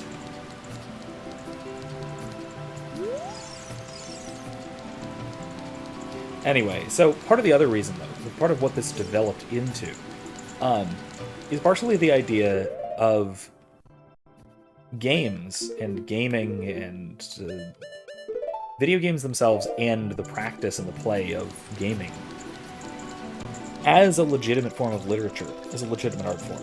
Because I do take games, video games, and also tabletops and whatever else too, to be a form of literature, right? And so I've done a lot, I think, to analyze the philosophical themes and such throughout a bunch of the games that I've been playing. And so there's a ton to talk about in Red Dead Redemption 2, in the Mass Effect trilogy, in the Dragon Age series, in Nier Automata, and bits and pieces, and I'm missing some. But there's a bunch of other games that I've played too. Hogwarts Legacy most recently is the one I just finished. There's plenty to talk about on all of these. All of these will bring up. And even so far in Ocarina of Time, there's themes that have to do with some really interesting and deep topics, especially having to do with the horror of fate, of doom, having to do with the death of the Deku Tree, and things like that. Stuff like that has already been covered quite a bit, as well as like the innocence of youth and growing up and all that kind of stuff that are really strong themes in a game like this. Oh my dear sweet Princess Ruto, where is she gone? I'm so worried. Let me help you.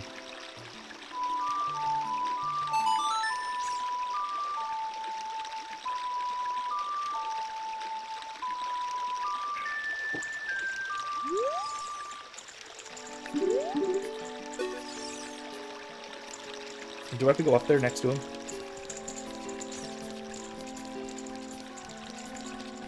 I do, don't I?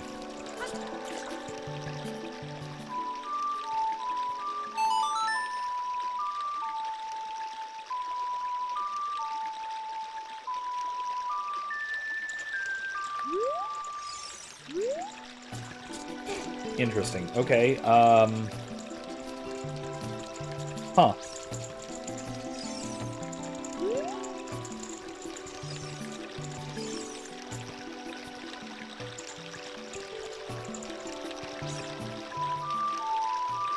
Why? Why is this not working?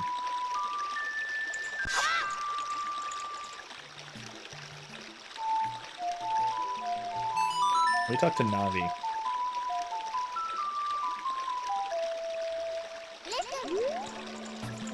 Let's talk to Saria and see what she has to say.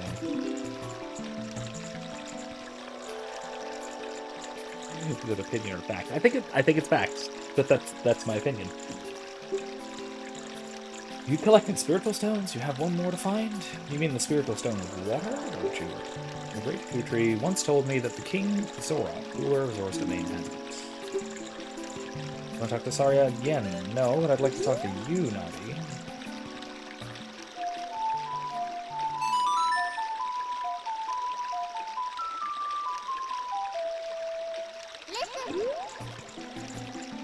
No. Yes. Link, try to keep moving. Okay, that's not helpful at all. Oh, my dear, sweet Princess Ruto, where is she gone? I'm so worried. What?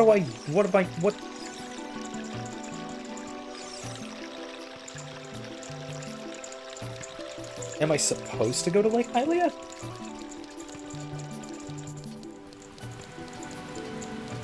Apparently it's not Zelda's Lullaby, at least not yet.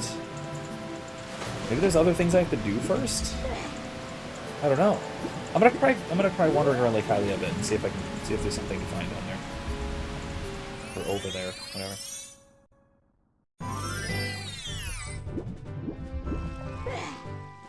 Obviously, I'm not going to be able to get all the way to the water temple, but that's probably fine.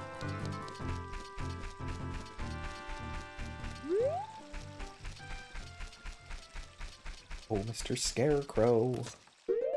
Scare me a crow. What's in this? Huh? It looks like there's something already inside this bottle. It's a letter. Help me. I'm waiting for you inside Lord Jabu Jabu's belly. Ruto. P.S. Don't tell my father. Okay, well, I need to keep that in the bottle, I guess. I'm gonna have to tell your father. I am Banuro, the Scarecrow musical genius. I hear a song once and I never forget it, baby. What about the other one? What about you? My name is Pierre, the Wandering Scarecrow. Actually, I wish I could wander to look for soul-moving sounds, but I'm kind of stuck here. Okay, so yeah, I show that to the big man. That's it. Yeah.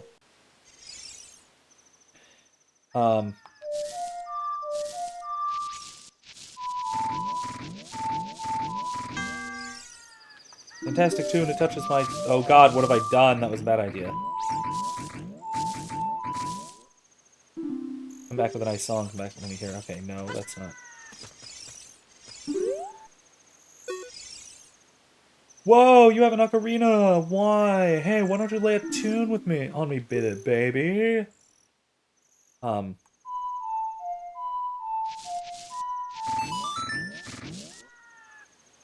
Well, not bad. I'll remember it for you anyway.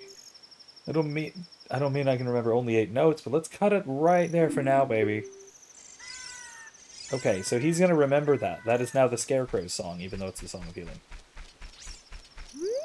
There's a... Oh, that's the fishing hole. Okay, that's the fishing hole. That is some kind of a house thingy.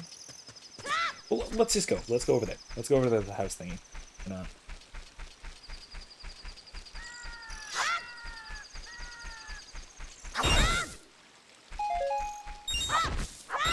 I need magic.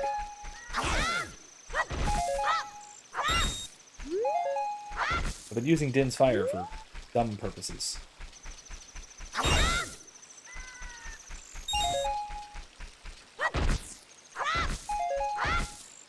There's some magic.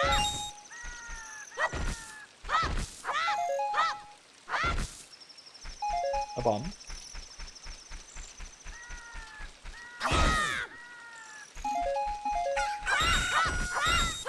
Alright, pull up. Nice. Pull up with everything. Pull up everything.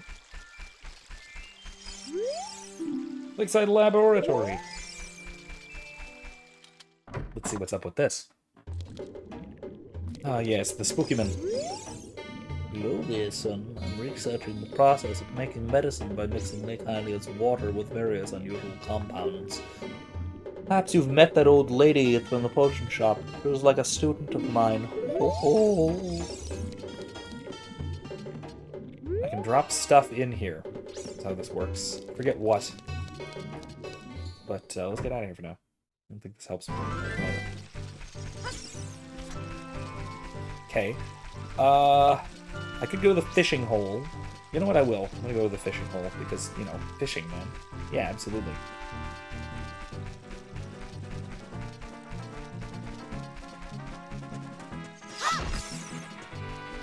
Buns.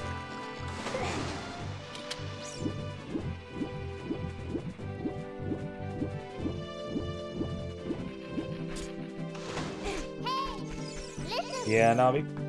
I wonder if Saria knows anything about that. Yeah, I know she does. Yeah, okay.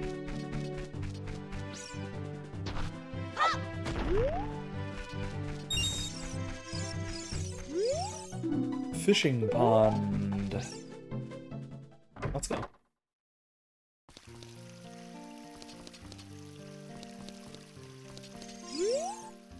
Well, do you want to go fishing for 20 rupees? Yeah, let's do it. Wow, you have a rumble feature. Today you can feel the vibration, young man. Okay, listen up. Walk up to the water's edge and press L to look at a fish. While looking at a fish, you can cast your line with B. Press A to break the line. When the lure drops into the water, you can wiggle it with the stick. If you're a novice, you can also use B. Reel in your lure with A, hold down A and R to reel it in faster. If you feel a hit, press A and then down to set the hook. After that, reel it in with A. You understand? Yeah, I think so. I'm so generous, I'll let you fish for as long as you want. However, you can keep only one fish. The biggest fish ever caught here weighed 6 pounds. And after you cast, you can change your view with L. Let's fish. Okay, so the big one is by that fallen log. So I'm gonna go over there.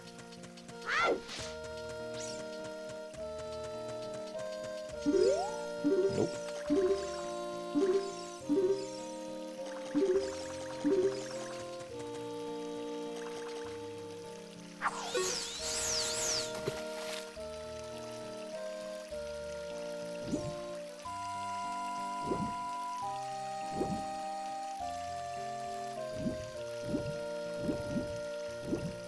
Oh, man.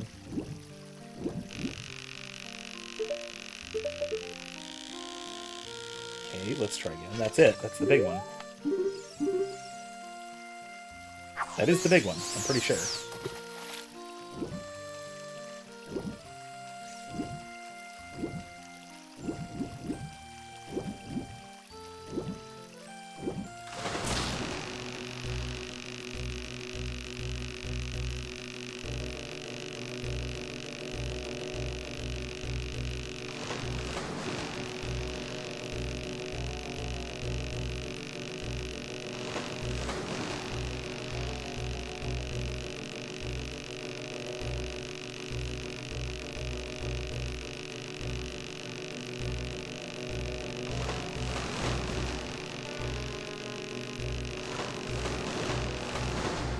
Whoa! Wow, this is a real lunker. Let's see, it weighs 11 pounds. Heck yes, I'm keeping it. I'm out of here. I think that's the biggest one. I think there might be a larger one you can get as an adult, but I think that's the big one. Came back just in time. Welcome. Weigh my fish! Whoa! This fish is huge. It looks like a new record. It weighs at least 11 pounds. Seriously? Okay, here's your prize. Sweet! A piece of heart. Collect 4. Blah, blah, blah. Okay, got it. Cool! Let's get out of here. Hey, you can't take the rod out of here. When you quit fishing, return the rod to the counter. I'm serious. Okay. I'm done. Come back when you get older. The fish will be bigger too. Well, maybe. Okay, cool. I'll do that. 11 pounds! What a real lunker. There's stuff over there. But I don't think it's anything we can do yet. Yeah, that's the warp spot. And then that leads to the bridge that goes over there to the lab. That is, I don't know. But I don't think it's anything I gotta worry about right now. Let's go to the thing that leads us to Zora's Domain. How about that? Leads us back to Zora's Domain. We can give him the letter from his dear old daughter, who is a fool to have been eaten by Jabu Jabu.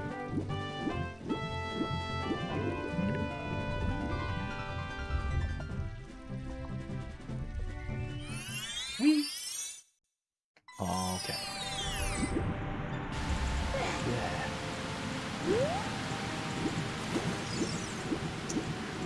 Into Jabu Jabu's belly. We've got over an hour left. I might actually be able to finish Jabu Jabu's belly tonight. Maybe. Maybe, just maybe.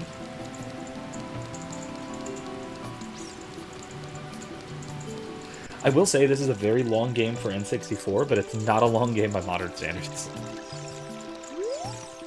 Oh, my dear sweet Princess Ruto, where is she gone? I'm so worried. Oh, I have to use the... I have to equip the thingy. Okay. Alright. Hey. Check this out. Oh, this letter. It's from Princess Ruto. Let's see. She's inside Lord Jabu Jabu. That's not possible. A guardian god, Lord Jabu Jabu, would never eat my dear Princess Ruto. But since that stranger Ganondorf came here, Lord Jabu Jabu has been a little green around the gills. I have an hour left, so I'll be here the whole way. Awesome! Good to hear. Yeah, I usually go till about midnight my time, Eastern Standard, so about an hour and 15 minutes-ish. I might cut out a little early tonight, especially if we finish Shadow Gabu's Belly, we'll see. Or if we're getting close. Just because I do gotta prep for class tomorrow. Like I said, I'm still doing logic, I'm doing fallacies and such tomorrow. So. The evidence seems clear. Of course, you'll go find Ruto. You can pass through here to the altar of Lord Jabu Jabu. I'll keep this letter. You keep the bottle it was in. Take it respectfully. Please, find my dear Princess Ruto immediately. Zora!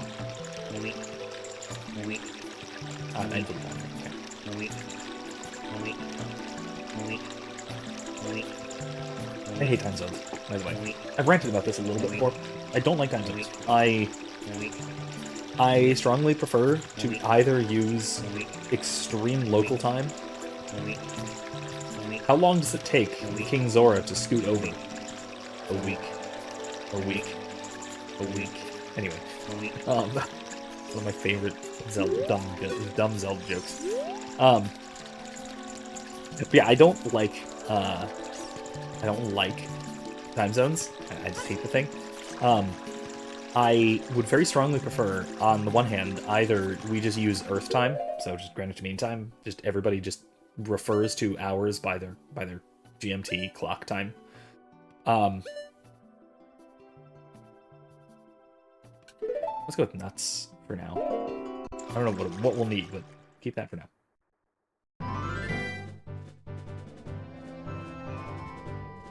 Zora's Fountain. Lord Jabu Jabu seems to be breathing. That's a little unsettling. Ooh. Oh, that's right. I have to feed him a fish, don't I? Okay, I'll get around to that. Anyway. That's what the bottle's for. Forgot. I think I can catch a fish over here. Can I? Maybe?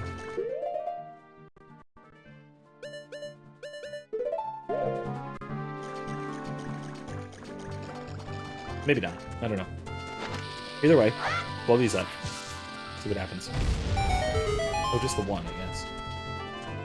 Wait, what? What's this? A shortcut? Oh, a fairy fountain. I see. Interesting. This is Nairu's Love, maybe? I do not stream every day. Typically, I will stream once a week, either Monday or Wednesday. Sometimes I will do both. Typically, it's Monday. I say or Wednesday because it's my other free night that I can stream. That I'm available. That I'm typically available. So usually I'll stream Monday, but if I can't, then I definitely will make time for it Wednesday. So it'll be one or the other. On rare occasions, I'll do both. If I've got extra time during a week, which is going to be seldom, the semester has started back up, so don't get too hopeful about that. But maybe when I don't have a lot of grading to do and don't have a lot of stuff to do, then maybe I'll be able to do both. But we'll see. We'll see. So typically Monday nights, 9 Eastern to around midnight. Or if I can't do Monday, then it'll be Wednesday, same time. Right now, so I have in the past done one game on Monday nights and one game on Wednesday nights, but when my schedule got a little bit more congested around last semester, I cut it back to once a week, and I switched from doing 2 different games, one on Monday, one on Wednesday. So now I'm currently just doing the one. I'm just doing Ocarina of Time for the moment. I might pick up another one at some point if my schedule opens up a bit. Maybe over the summer. Maybe over the summer I'll pick up something else. Yeah, smash that like button, hit the bell, do your algorithm stuff. I will say, it's weird that the YouTube algorithm has definitely been pushing these streams, my Ocarina of Time streams, more than any of my other ones. Almost any of my other ones. Not since... What was it? I think Dragon Age Origins did really well in the algorithm for some reason. But yeah, Ocarina of Time has been doing great. I've been getting a lot of new viewers, which is weird. Weird for me. I've got a lot of fairly regulars that who pop in and out, but new viewers, it's not all that common for me. The algorithm does not care for the way I do content, which I don't care. This is not like a job for me. This is a sort of side thing. The streaming thing is just because I do it for fun mostly, and donations if you'd like, right down there.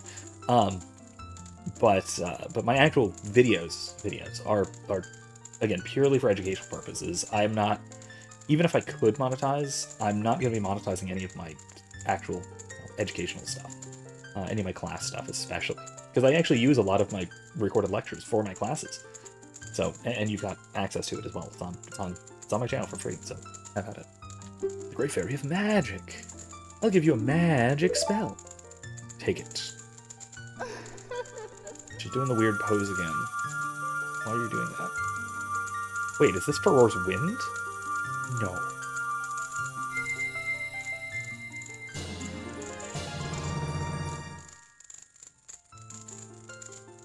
Awesome. Well, welcome. Welcome, new regular. Good to have you.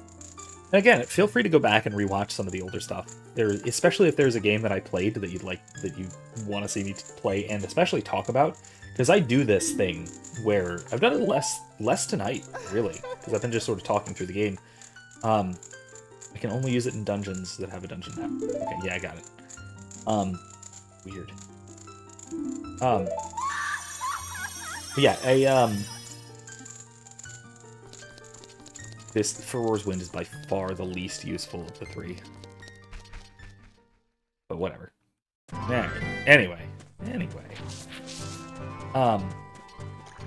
Anyway, yeah, as I was saying, I do this thing where I will just sort of stop playing the game for like up to 30 minutes at a time, so I can talk about something interesting that the game brings up or something like that.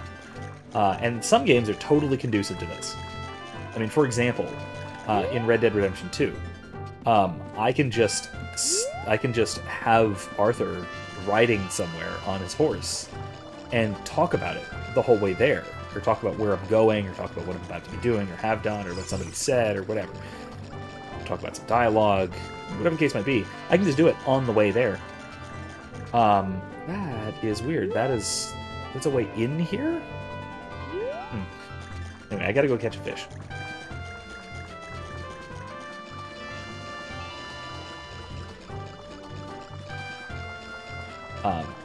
But yeah, I will very often just sort of pause a game or stop on a dialogue option that is interesting and relevant, and just chat with you guys for like up to a half an hour at a time sometimes.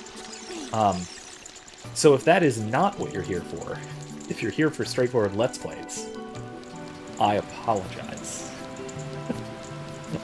Because it's not gonna be that. So beware. Beware if you're not here to hear me yammer about stuff. I got a fish. Excellent. Yeah, I'm not here for Let's Play. Excellent. Good. Glad that's not it. Yeah, if you are here to hear, God, I hate polyphones. Or homophones. I hate polyphony. I don't hate polyphony. I think polyphony is newfangled for chant, but that's a really niche opinion that no one cares about. Wait. That's a bee's nest, isn't it? Oh, this, I almost forgot about this. If I shoost the bee's nest... Oh, I missed it. Never mind, doesn't work. Alright. I think I could do it with the boomerang. Which, when I get it. Anyway, Anyway, so yeah, I will very often just sort of chat about a topic for a good long while at a time. Purely because that's more what I'm here for. And that might mean that I'm just sort of, my character is standing in place for a half an hour, or staring at another character mid-conversation for a half an hour, or whatever the case may be. Here, have a fish. Eat me. Okay.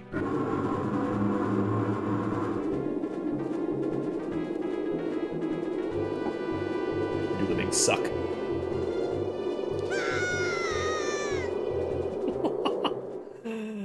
Oh gosh.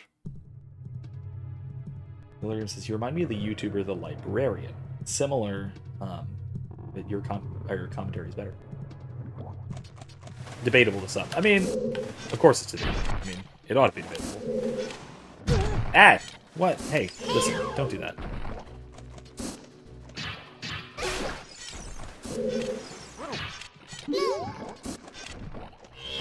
There we go. What's with the boobles?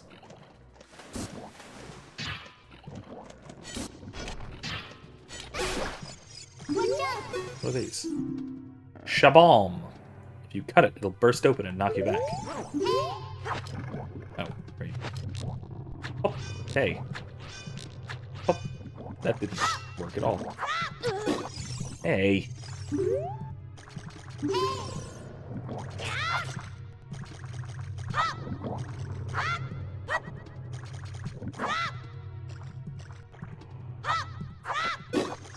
Okay.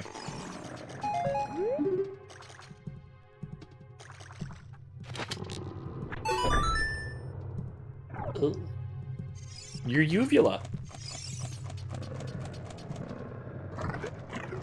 Your sphincters. Beery.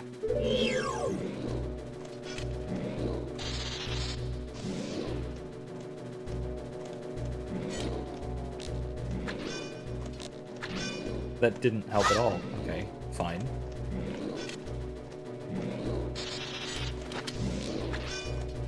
Okay.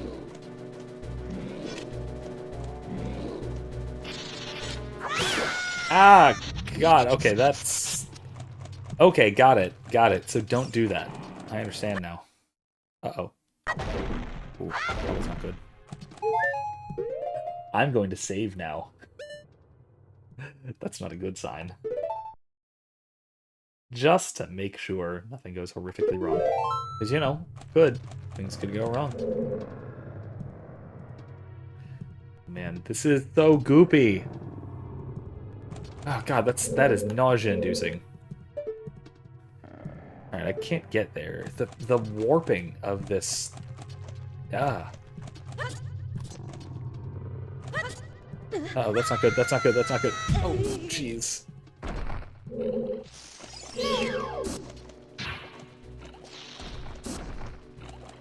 Friend. Ugh. Come on, shoot me already. There you go. What's down here? Oh, great, it's locked.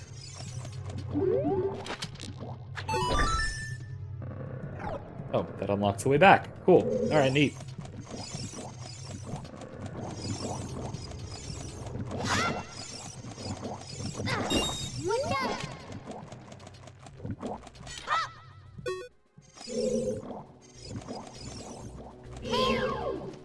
What are you? Stinger.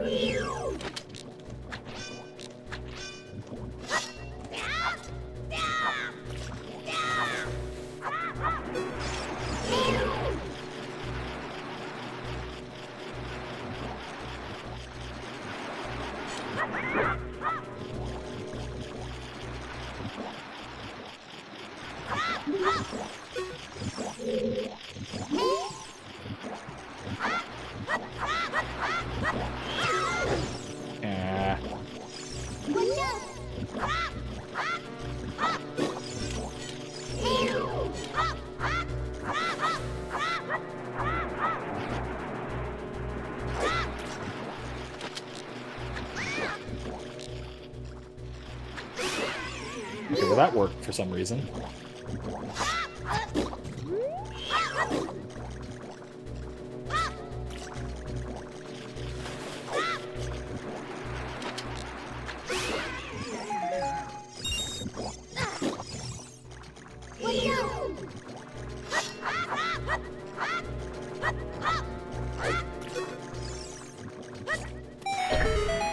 Oh, not what I wanted, though.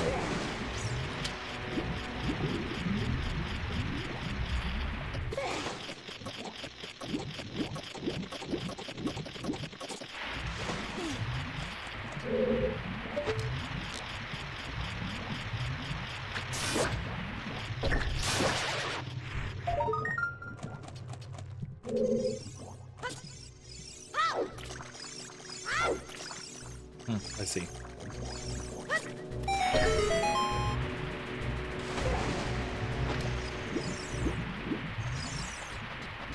I see. Got it. The librarian does sound familiar, though. I'm not sure. Oh, I could have caught that. Darn it. Another one. Dumb. I'm big dumb.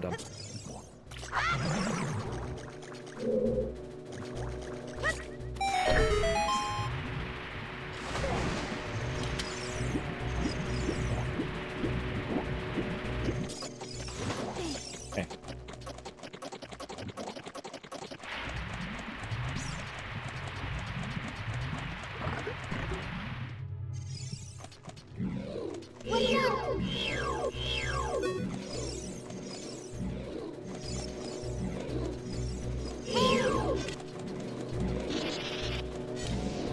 Oh, wait. Can I use a stick? I bet I can use a stick.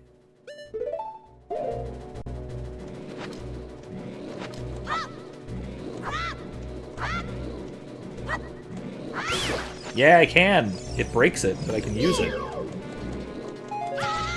Ow.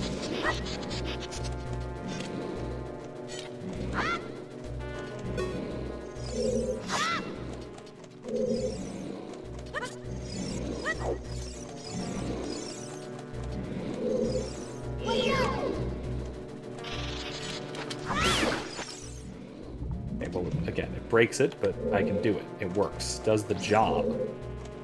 Not good. It's not a good way of doing the job, but it does it.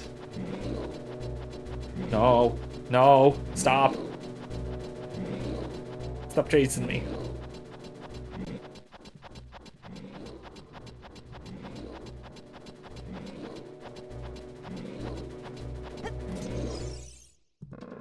Oh, boss chamber? Oh, no, that's not. It's Ruda. Okay. You? Who are you? I'm Ruda, Princess of the Zoras. What? Are you saying my father asked you to come here to save me? I'd never ask anyone to do such a thing. Letter in a bottle? I have no idea what you're talking about. My father is worried about me? I don't care. Anyway, I can't go home right now. You get out of here. Understand? Oh no! I made a bad decision and will suffer for it.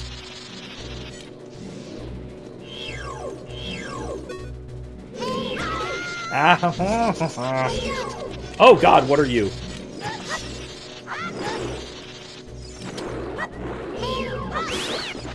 Whoa, that's not great. I don't love that. Watch out, Link. Electricity is running through this green slimy thing. I'm not gonna touch it, man. Oh my gosh. Yeah. The Zappos are not fun. What are these? Tail Parasant. Its tail is weird.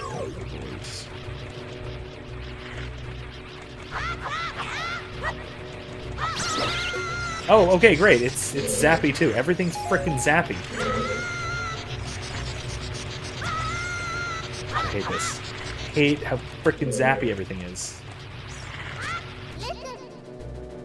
This switch, it doesn't look like you can press it down with your own weight alone.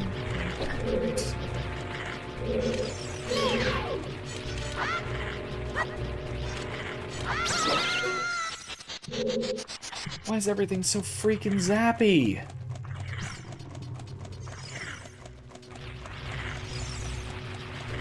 Nope, I don't want to go there.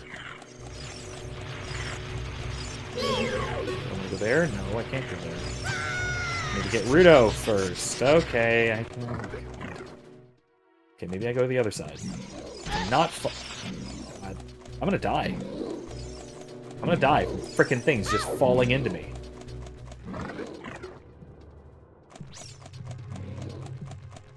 Hey, I'm back here.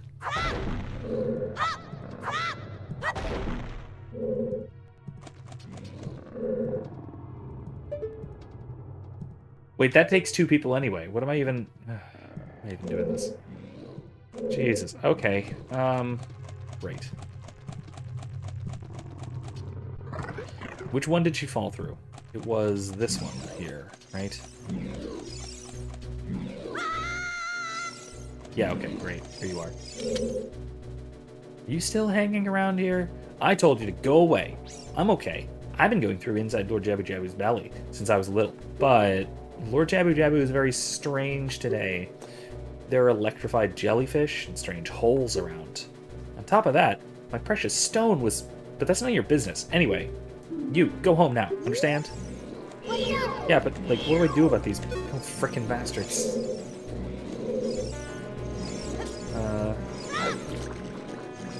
Yeah, but, like, can I...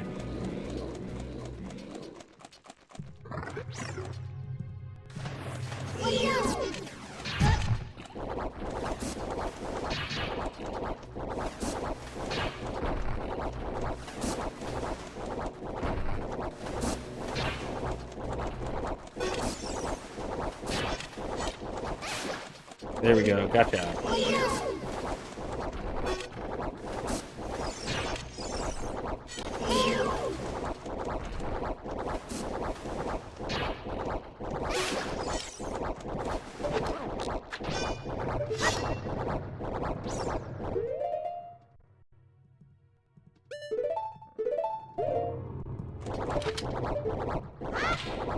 No.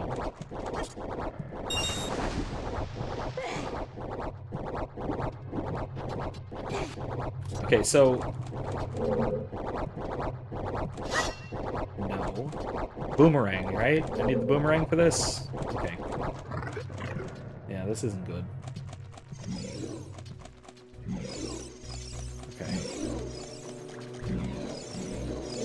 Yeah, but, like, how do I get back to her? Because I have to fall back down, don't I? Okay, great. I didn't realize there was a door there. Wow, okay. Okay, so... This is kind of irritating.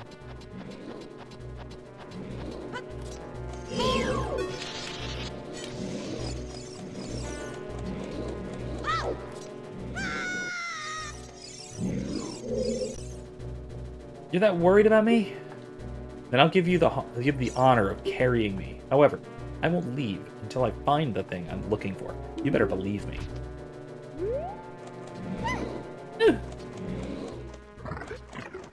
Okay.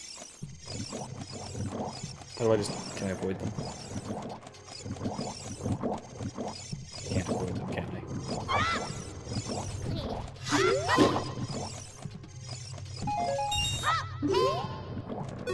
What? Shabam. Yeah, yeah.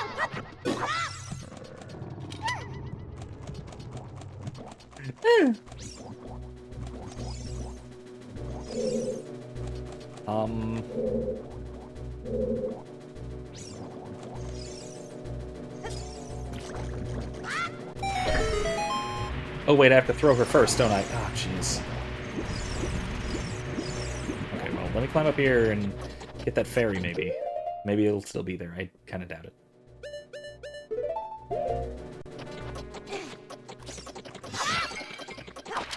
Yeah, okay, good.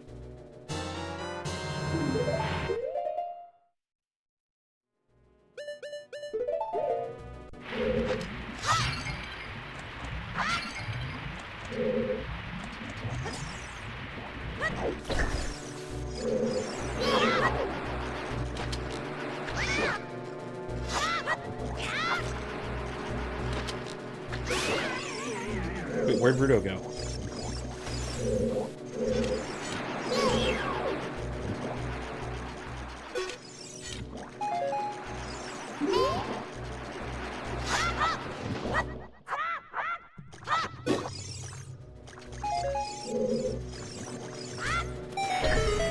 swim? What in the world? Nope, she's back there, maybe? Where the heck did she go? What in the world is happening?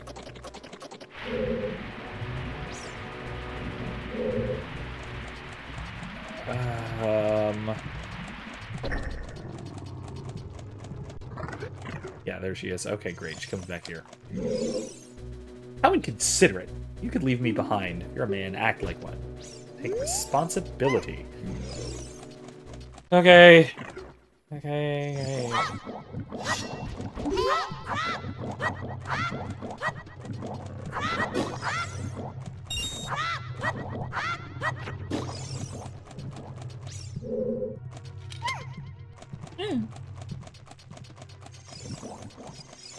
Ridiculous.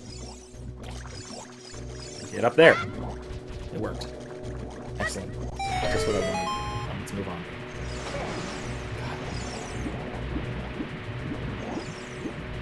Okay, onward we go. Let's...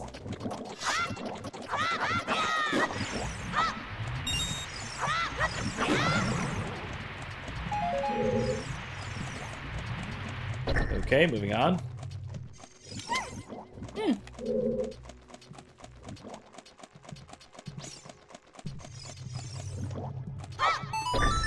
Ha! I can't believe that worked!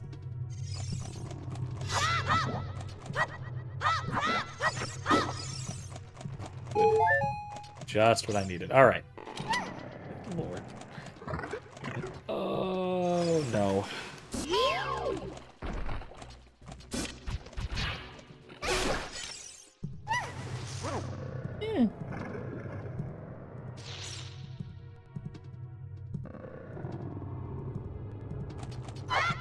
Oh, you took her. Oh, no. Wait, no, don't leave. Oh, don't leave. She's leaving. Oh, God. You took her to the mouth and left her there hoping it would work. Oh, God, I can't believe her. God. I think I have to go all the way back, don't I? It's not even to the last room, is it? It's just all the way back. Oh, God.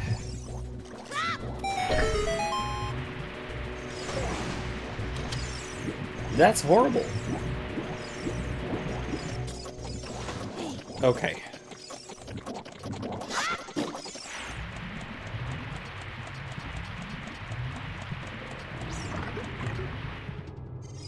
I got this. You're right, I do got this. It's... Yes, I know, but, like... She and the mechanic involving her is rather annoying. I do actually remember this being... one of the more irritating parts of Ocarina of Time. Honestly, it's one of the more irritating parts of Wind Waker, too. Wind Waker has exactly the same mechanic with Princess... Is it Ruto? It's not Princess Ruto, is it? The bird girl. Basically the same mechanic. There's one of the two later dungeons. You're basically doing exactly the same thing. You're carrying her around. She's an important mechanic for a bunch of the dungeon puzzles. Ow. Darn it.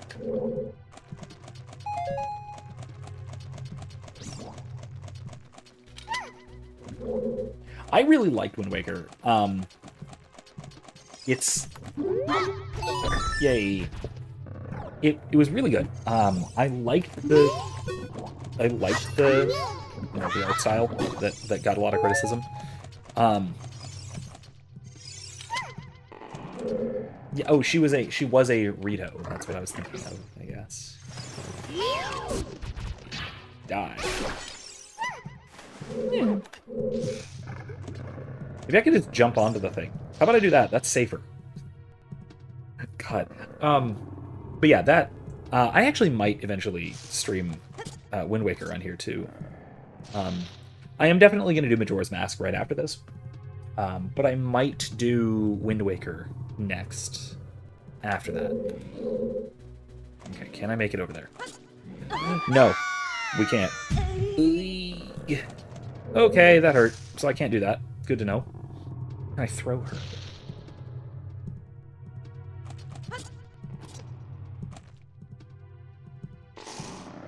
Yeah, it is. You're right. It is kind of funny that there's no Zora in Wind Waker, especially in such a watery world. I mean, maybe there is, but they're like at the bottom of the ocean. We don't know. Oh, that was really close to being really bad. Yeah. All right, let's go onward, shall we? Ow. Ow.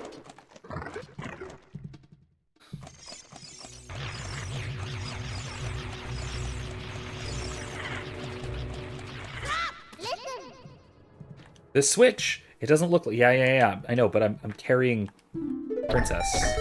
Yay. Great. I have read... It's actually in Hyrule Historia. At least I think it's in Hyrule Historia.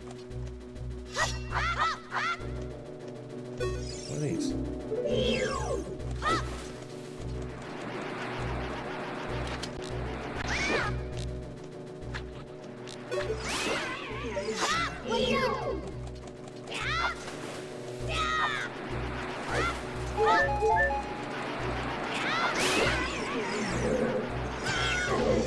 Ow!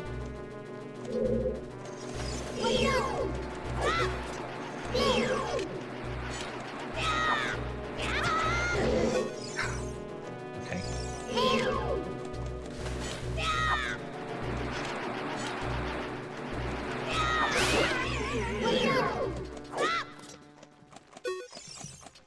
Okay. It's in. I think it's in Hyrule Historia that the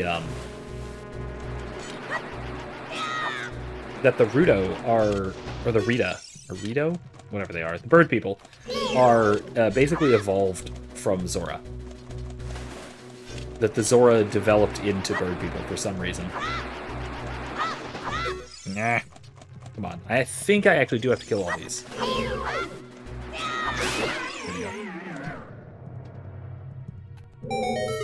Yes, that does do something. Good. But yeah, Majora's Mask is definitely next. I think I like Majora's Mask better than Ocarina. But it's a very close one. It's a very, very close contest between the two. They are both absolutely excellent. Oh, thank you. One of my favorite child items in the game.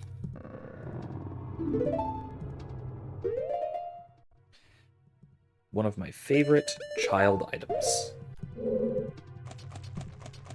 Actually, you know what I'm gonna do is I'm gonna basically replace the.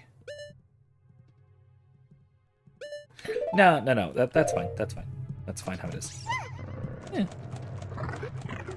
Okay. Next.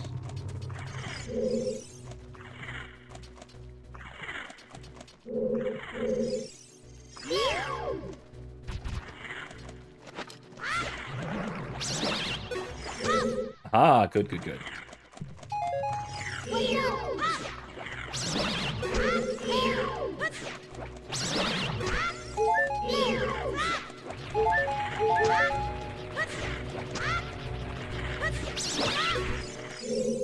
Okay, cool. Excellent, good so far. She's not on her way here. Oh, because it goes the other way. Okay, got it. Okay. There I go, big dum-dum. There I go, big dum-dum time. Alright.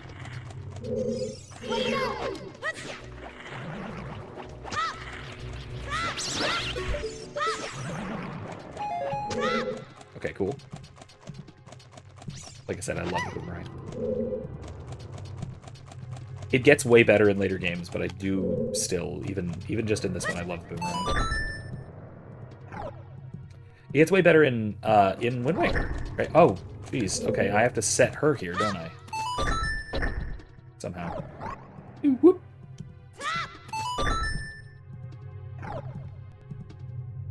Can you wait here for me? I really hope this works.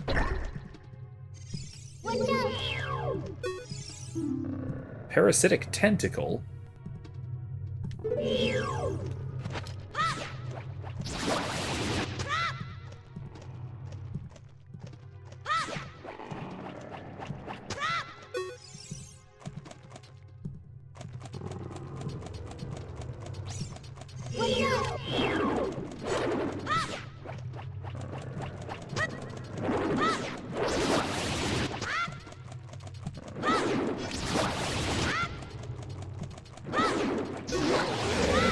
Gotcha!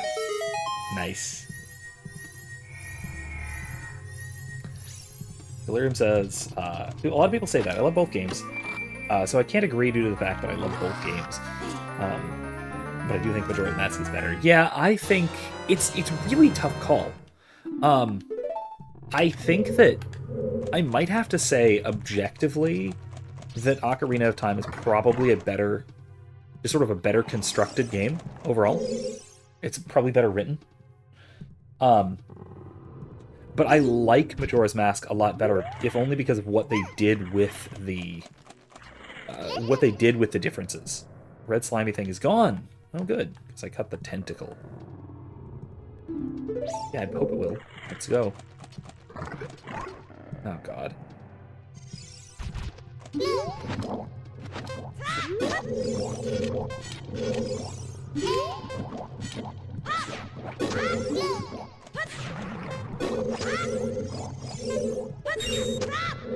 What?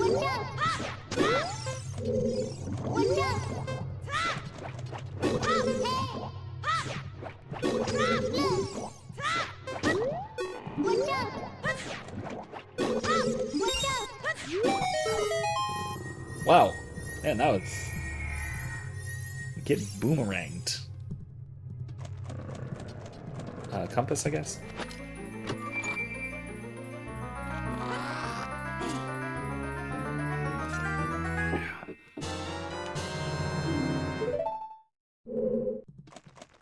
That said, I also will say that Majora's Mask probably also has much more serious subject matter that it does treat very well.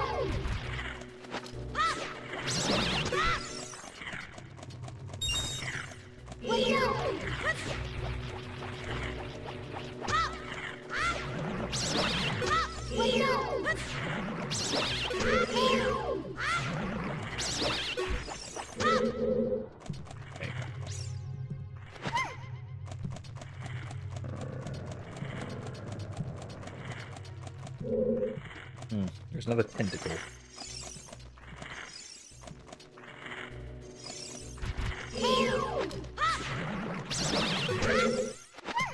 Okay. I can get through here now, which I think I haven't been able to before, right? Yeah, another tentacle. You wait here. Oh, I'm out of range. Still out of range. There we go.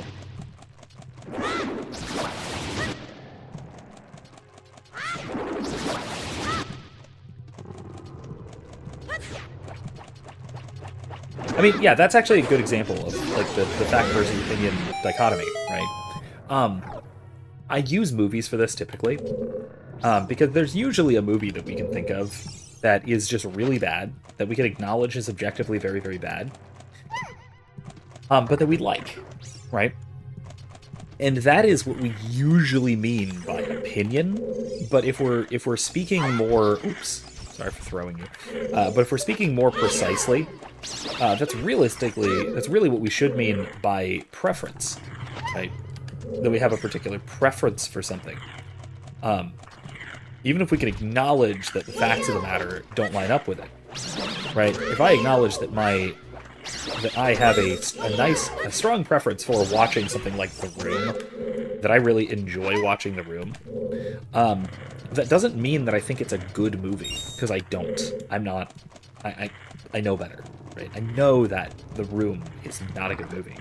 To use another example that's a little more controversial, maybe, but not much. If we think about the Star Wars sequel trilogy, for example, I have overall very negative views of the sequel trilogy. I don't think it was good, either individually or as a whole. Oh, that's not good.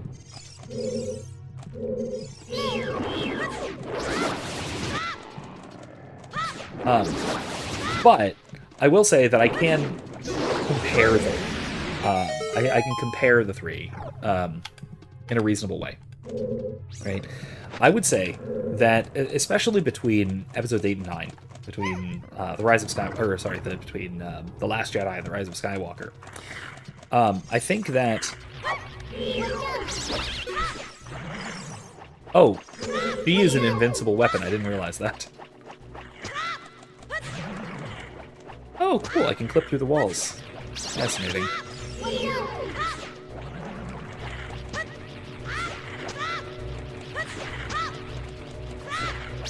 There we go. Gotcha. Now, I think I have to go back, right? Yes, because it's... I have to go through this one, where there was a tentacle. Yeah, there we go. Alright.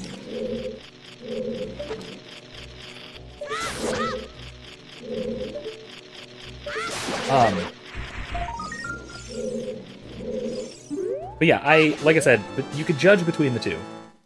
I mean, most people didn't like the sequel trilogy, so that's not that hot of a take. But I would say that between those two, straightforwardly and objectively speaking,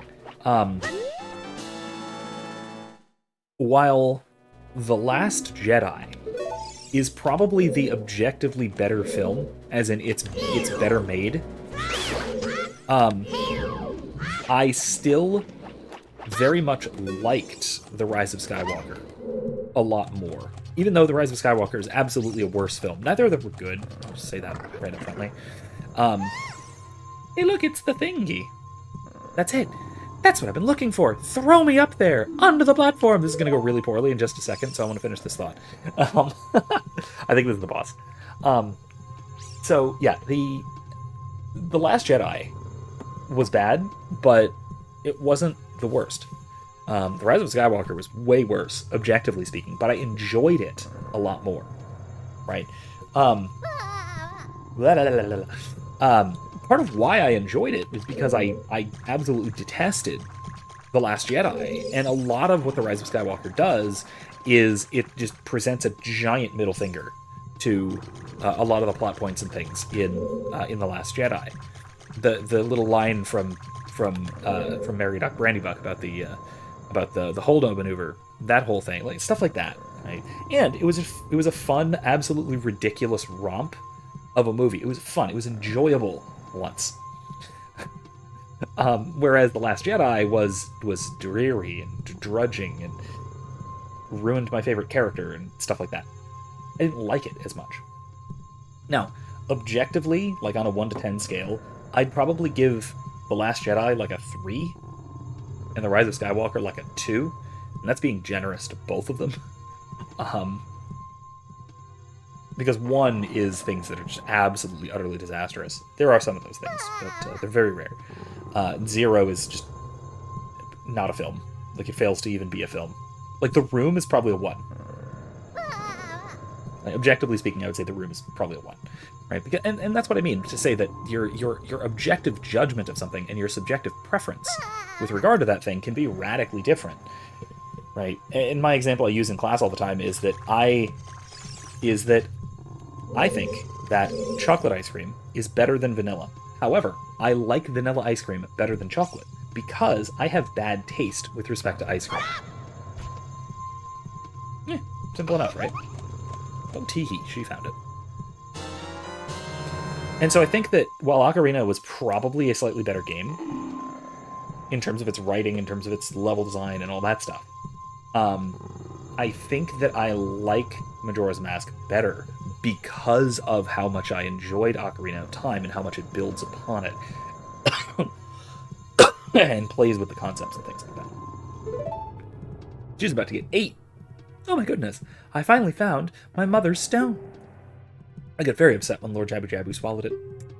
While I was feeding him, he suddenly swallowed me. I was so surprised I dropped it inside. But, now that I've found it, I don't need to be in here anymore.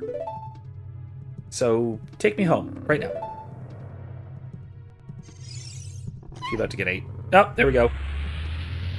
What? That's not what I was... What is this, an octopus? Whoop.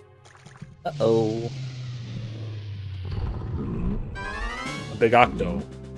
Is this the actual boss? Oh god, it is, isn't it? Oh jeez. What do you have to say about this, Navi? Big Octo attacking from behind.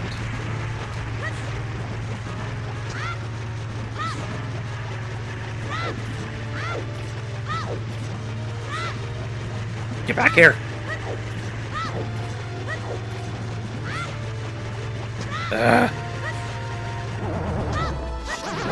There we go.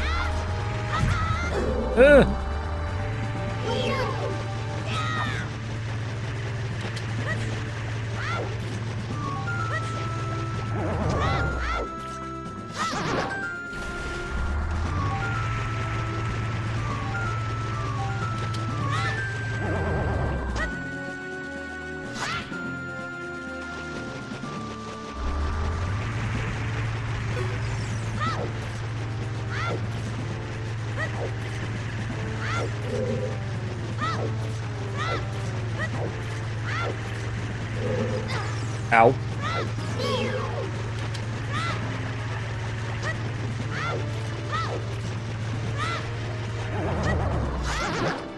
That was 3.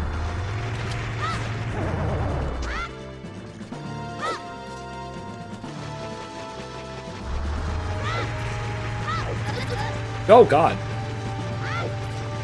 That's not good. This is the boss, isn't it? This isn't another sub-boss?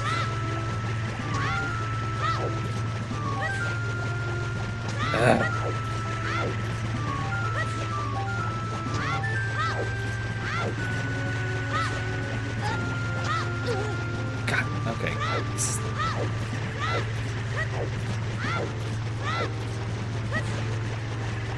Oh, come on!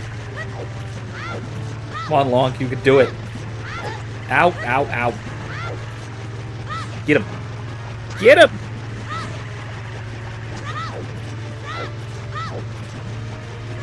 Get him!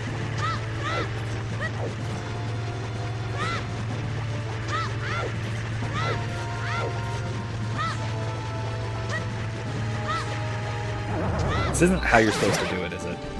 Okay. Oh. Okay. We got it. That was not the final boss, okay. Didn't think so. Up, up, up we go. There's more to it. Okay, that was in fact a sub-boss.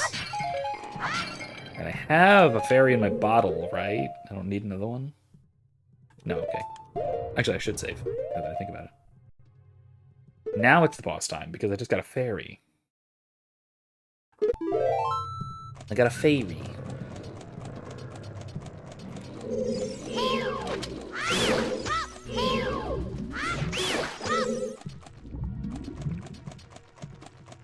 All right.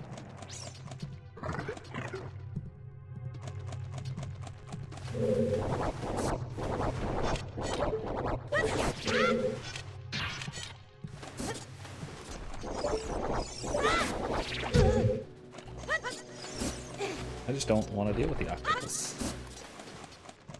Octorok, whatever.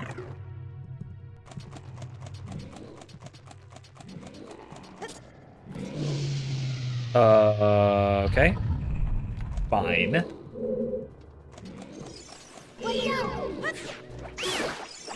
Fine.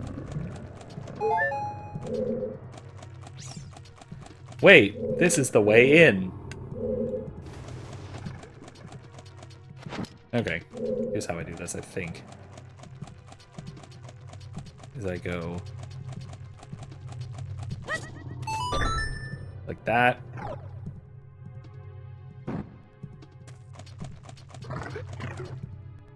And then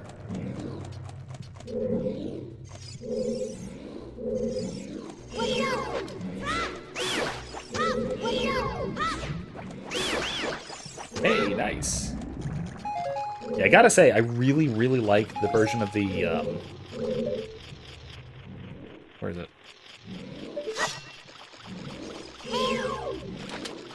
The version of the boomerang in, Wind Waker? The thing that can lock on? That's so great. It's so great. The little reticle that lets you lock on, that's so nice. Good evening, class. How you doing? Welcome, welcome, welcome. Oh, let's see. Nope, can't get through there. Yeah, I'm finally getting around to playing one of my favorite games ever, one of the best games ever. So, enjoying it. I have been enjoying this game as much as I remember. So, that's definitely good.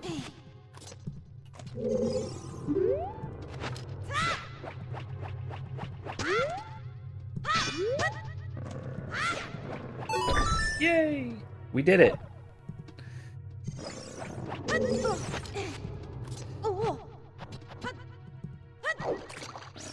Yeah, Klaus is one of my fairly regulars, and he's also one of my players in another tabletop game. When I run in that one, I play a Star Wars tabletop on Thursdays. Klaus is one of my players in there. Oh great, it's another zappy thing. Everything's always zappy. Why's it always gotta be zappy? I don't like zappy. Sanity says, funny enough, I don't know if I talked about it last time. There's some guy out there that's remade the entire game. Fine. Yeah. I think you talked about it maybe 2 times ago? Maybe? Which, that's really cool. If it's allowed to happen. You know? Which I'm honestly not so sure it's gonna be allowed to happen. Because, you know, that's how Nintendo is. Yeah, now what? Oh, jeez. Ah, God.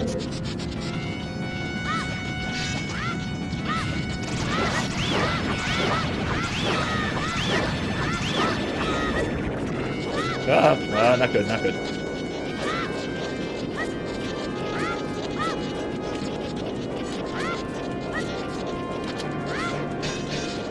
Oh, jeez.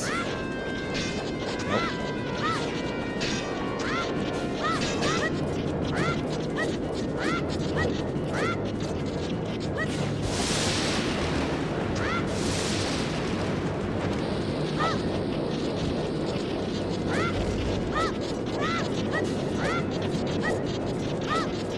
I should get the description while I'm at it. He hasn't had any legal problems, but there are some problems with the game being that there's a lot of bugs. Yeah, I figured. Baronade. Many parasitic jellyfish swarm around this monster. Aim for its body, protected by jellyfish. Figured. Like 8 to 10 years of work, yeah. The intestinal abomination. That's actually a great name for it. I wish they called it that. It's kind of epic. Hey, there we go.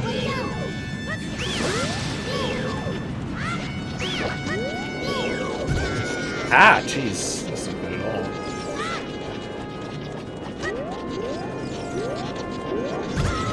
Oh, good lord. Okay, my shield doesn't work. Good to know.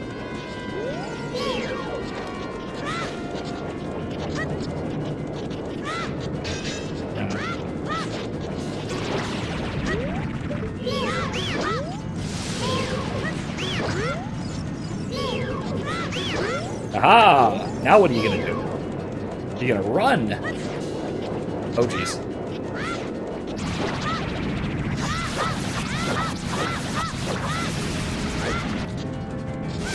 Oh, hello.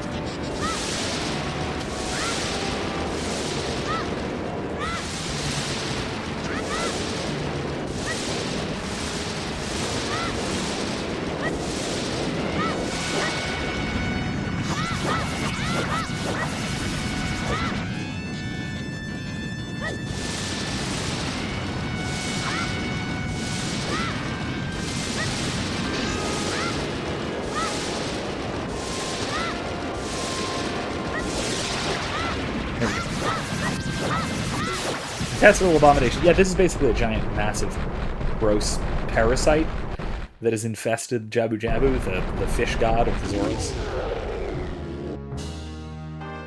So, yeah, that is. And it's gross!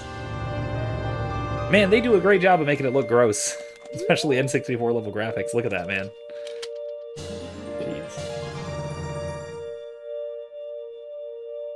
Art container, nice.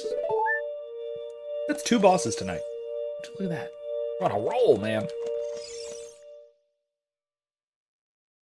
You're late. What took you so long? You're useless.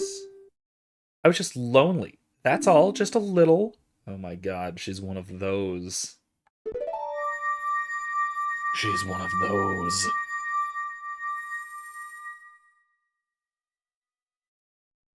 Just wait till we come back as an adult. It's gonna get much worse. Tsundere Fish Girl. Yes, yes, Erica, thank you. That's oh god. Oh god. Here we go. Okay, well. Yeah.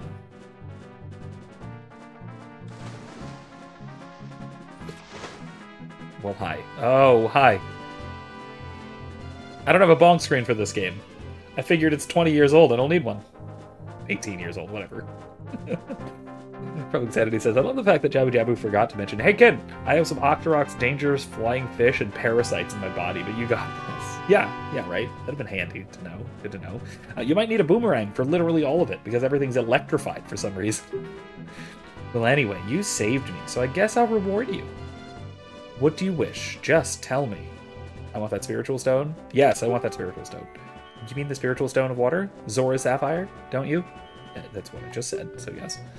My mother gave it to me, and said I should give it only to the man who will be my husband. You might call it the Zora's engagement ring. Oh god. Alright, oh no. I give you my most precious possession. Zora's Sapphire. Oh boy. Oh, here we go. This is going to bite us later. 7 years from now. Quite the long engagement, you know. Oh, here we go. Yeah, exactly.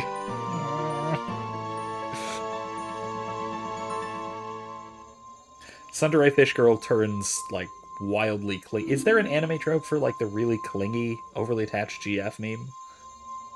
There's a boomerang in my body, too, in a chest. In my body! Most precious possession? You don't know what she's talking about. You finally collected all 3 spirituals. Are you serious? No, stop it. Oh, God. Go back to see Princess Zelda. Next time. Next time. Because it is getting a little late. Don't tell my father that we're engaged to be married. Ugh. Okay, let's move right along. Oh, God. Alright. Here, I thought Shape of Water was unique. No, this is a very old game with this trope. With this absolutely ridiculous frickin' trope.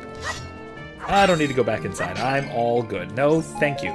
No, thank you, sir, Lord Jabu Jabu. It has been a wonderful experience. One I would not like to repeat soon. Hey, what?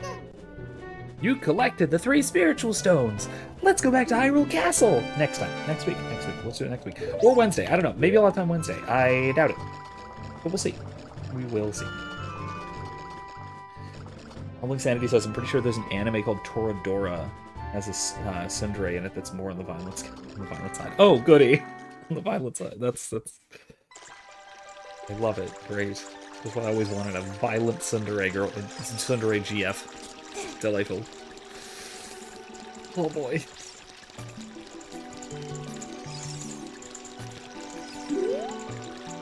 How you doing? Oh, Link, you saved the princess, eh? I really appreciate it. Did my most precious possession help you in your quest? Hee. Not yet, but I'm sure it will. I'm sure it'll be great. Thanks. Oh my gosh. Alright, so, I don't actually know what more there is to do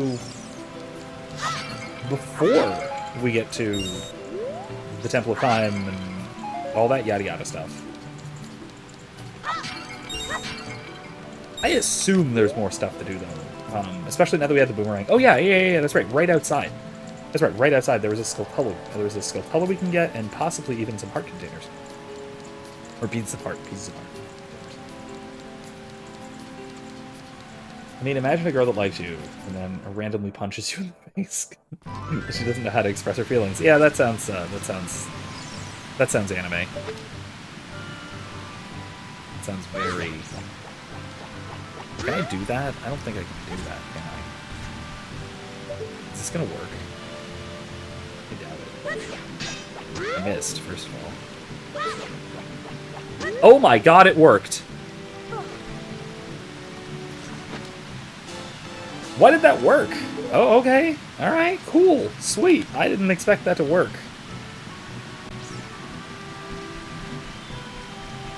There's another one I can go get, too, now.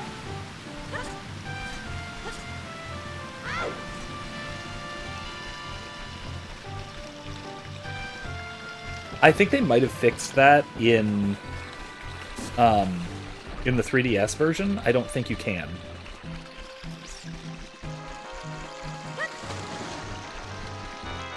Sounds like someone would rack up a decently large misdemeanor.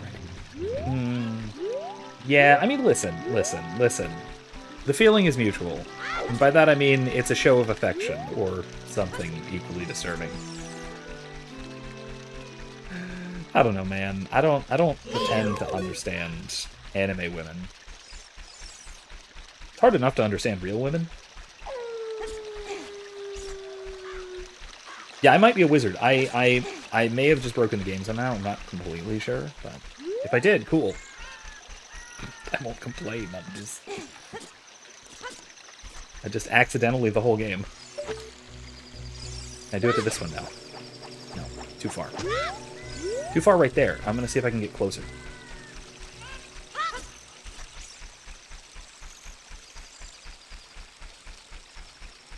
I think I'm probably still too far, aren't I? Yeah, for this one this one I definitely need the hover boots, I think. I'm pretty sure I will need the hover boots for this one.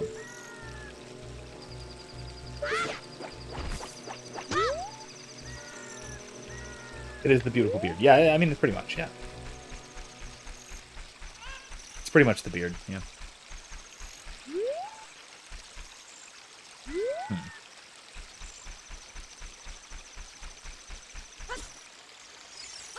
The beard is where wizards keep their magic. You didn't know that. Crumbling Sanity is a... honestly, there isn't much to understand about anime. You're already a good spot in those. Not really like most people. Yeah. I already tried roll jumping. It doesn't quite work. It's just short. It doesn't quite get you there. Sadly. Wait, why am I doing this? I have... everything is full. I don't need to collect anything. Aliens failing to act completely human. Yeah, good description. I like that. Oh, I have not gone to Lon Lon Ranch yet, and I should.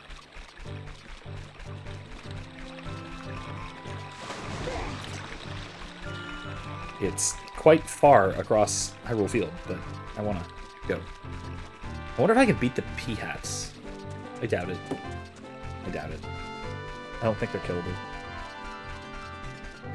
They might be, but I'm not going to risk it. I'm not going to assume that they're killable and then die.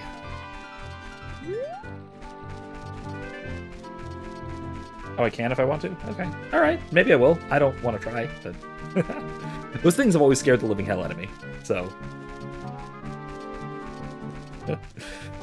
Another artifact of me having played this when I was, like, 8. So, you know.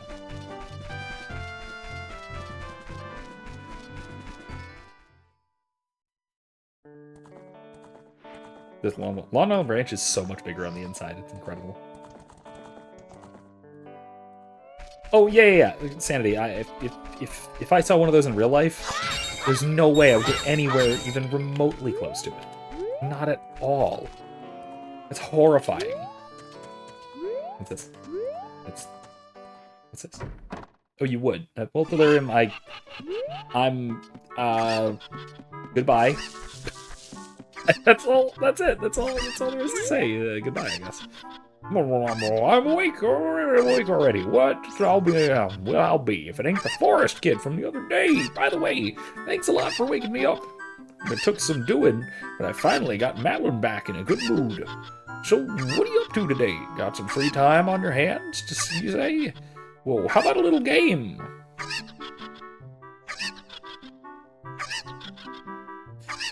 Sanity says, I'm surprised Link even survives. Because that thing literally has blades and the shield would do nothing. Yeah, true. And then it can sprout babies if it's sleeping. Oh god, that's right.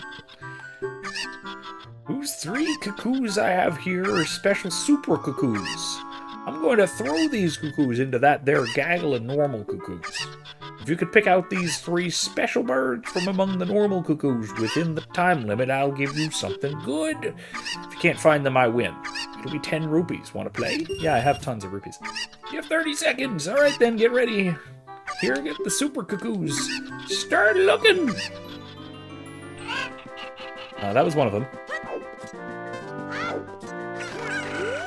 Got one.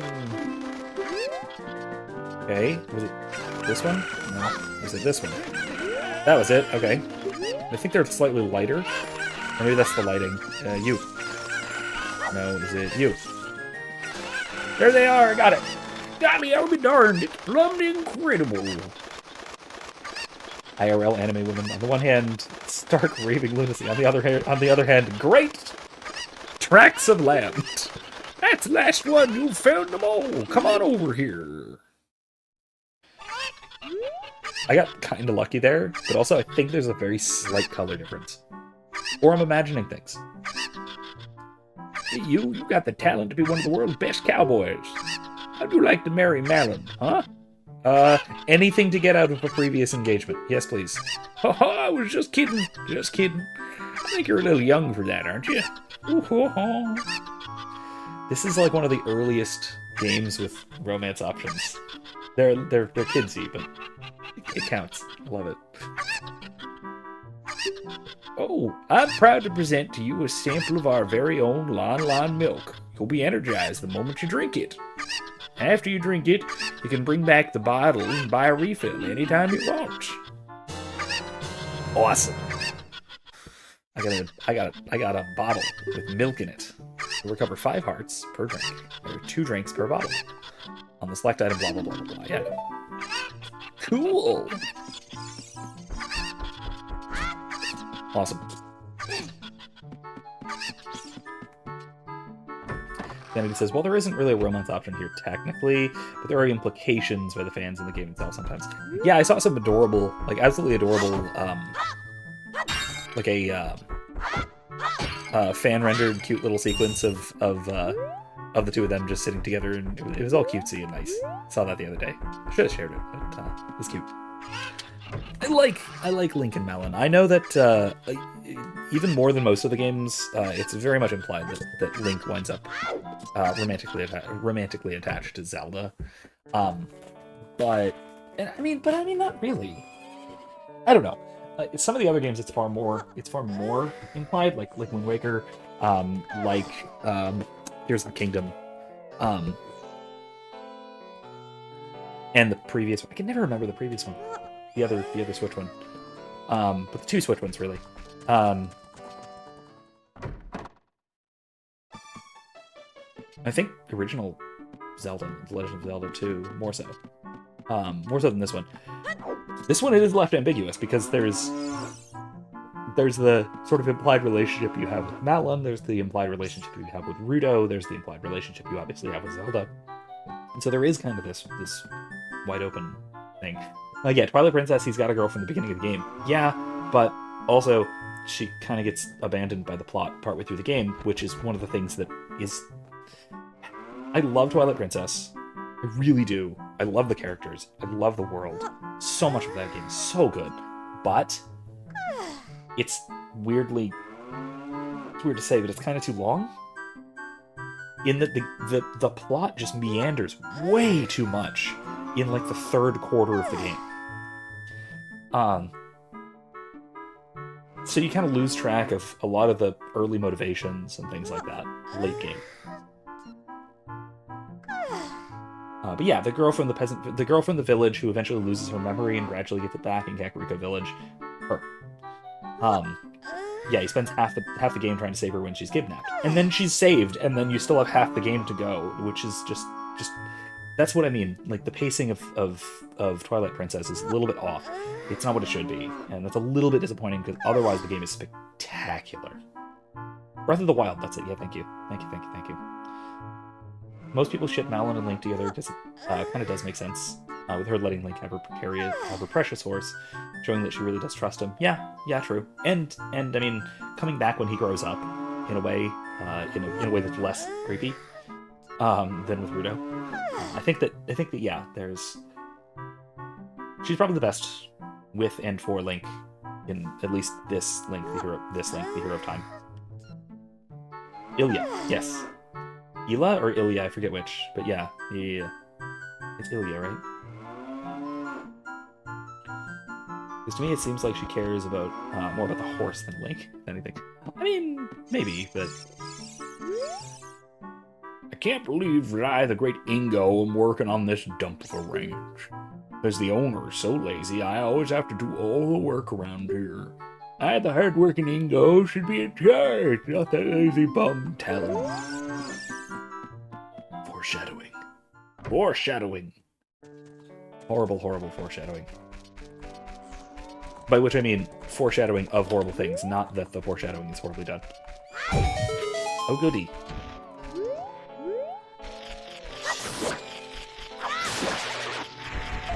Got one.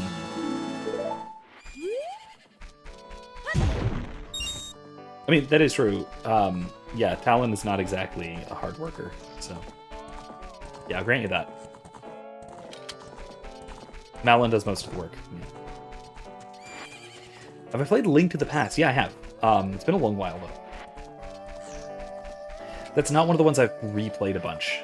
I think I played it once when it was re-released on Game Boy Advance? Maybe? It wasn't the original SNES because I never had one. It was at least one re-release. I might have played it twice, but I have played it. Oh, it's the fairy boy again. I heard that you found my dad. How'd you like the castle? Did you see the princess? Hee hee. Dad came home in a hurry after you found him. Hee hee. Oh yeah, I have to introduce you to my friend, fairy boy. She's this horse. Her name's Epona. Isn't she cute? She sure is. She's teensy-tiny.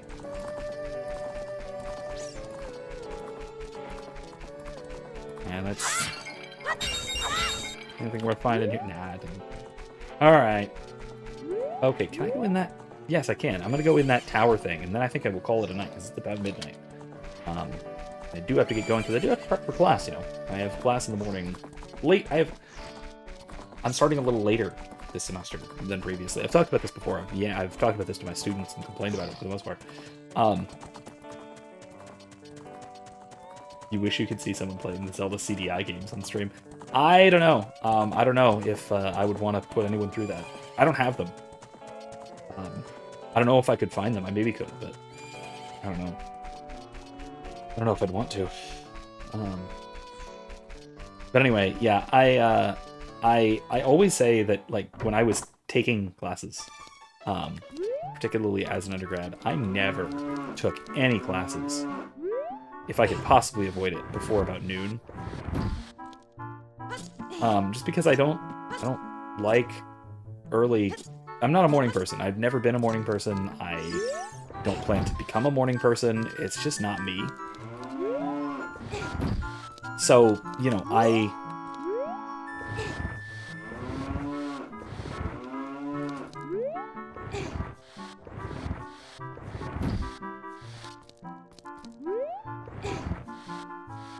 okay. I could have just done it this way.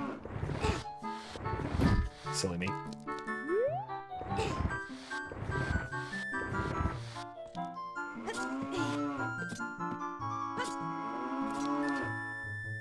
There we go.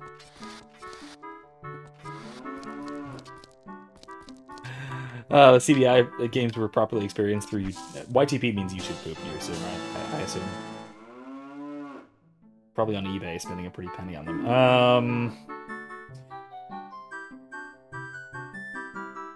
I'm almost thinking that if somebody wants to get it for me and you really want me to do it, I might volunteer to. I'd have to think about it, though. I'm not committing to this. I'm not committing to this. I don't know if I want to put myself through this type of torture. It's like doing a watch party at the Star Wars Holiday Special, which I don't think I would do. Oh, gosh.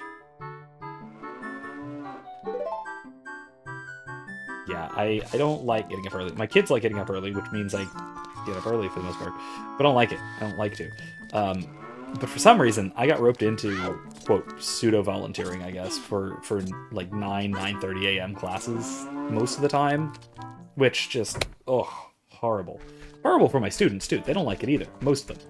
I mean, I have some, like, student athletes who get to their 9:30 a.m. class after they've already done, like, a 300-mile run and have, you know, showered and taken a nap or something, but those are crazy people. No offense to those of you who may see this. I could never do something like that. But, like, for me, this semester I'm teaching at 11. I start my day at 11, which is much nicer. I actually have time for breakfast and stuff, you know? Anyway. Oh, you're seeing the prices. Oh, Jesus.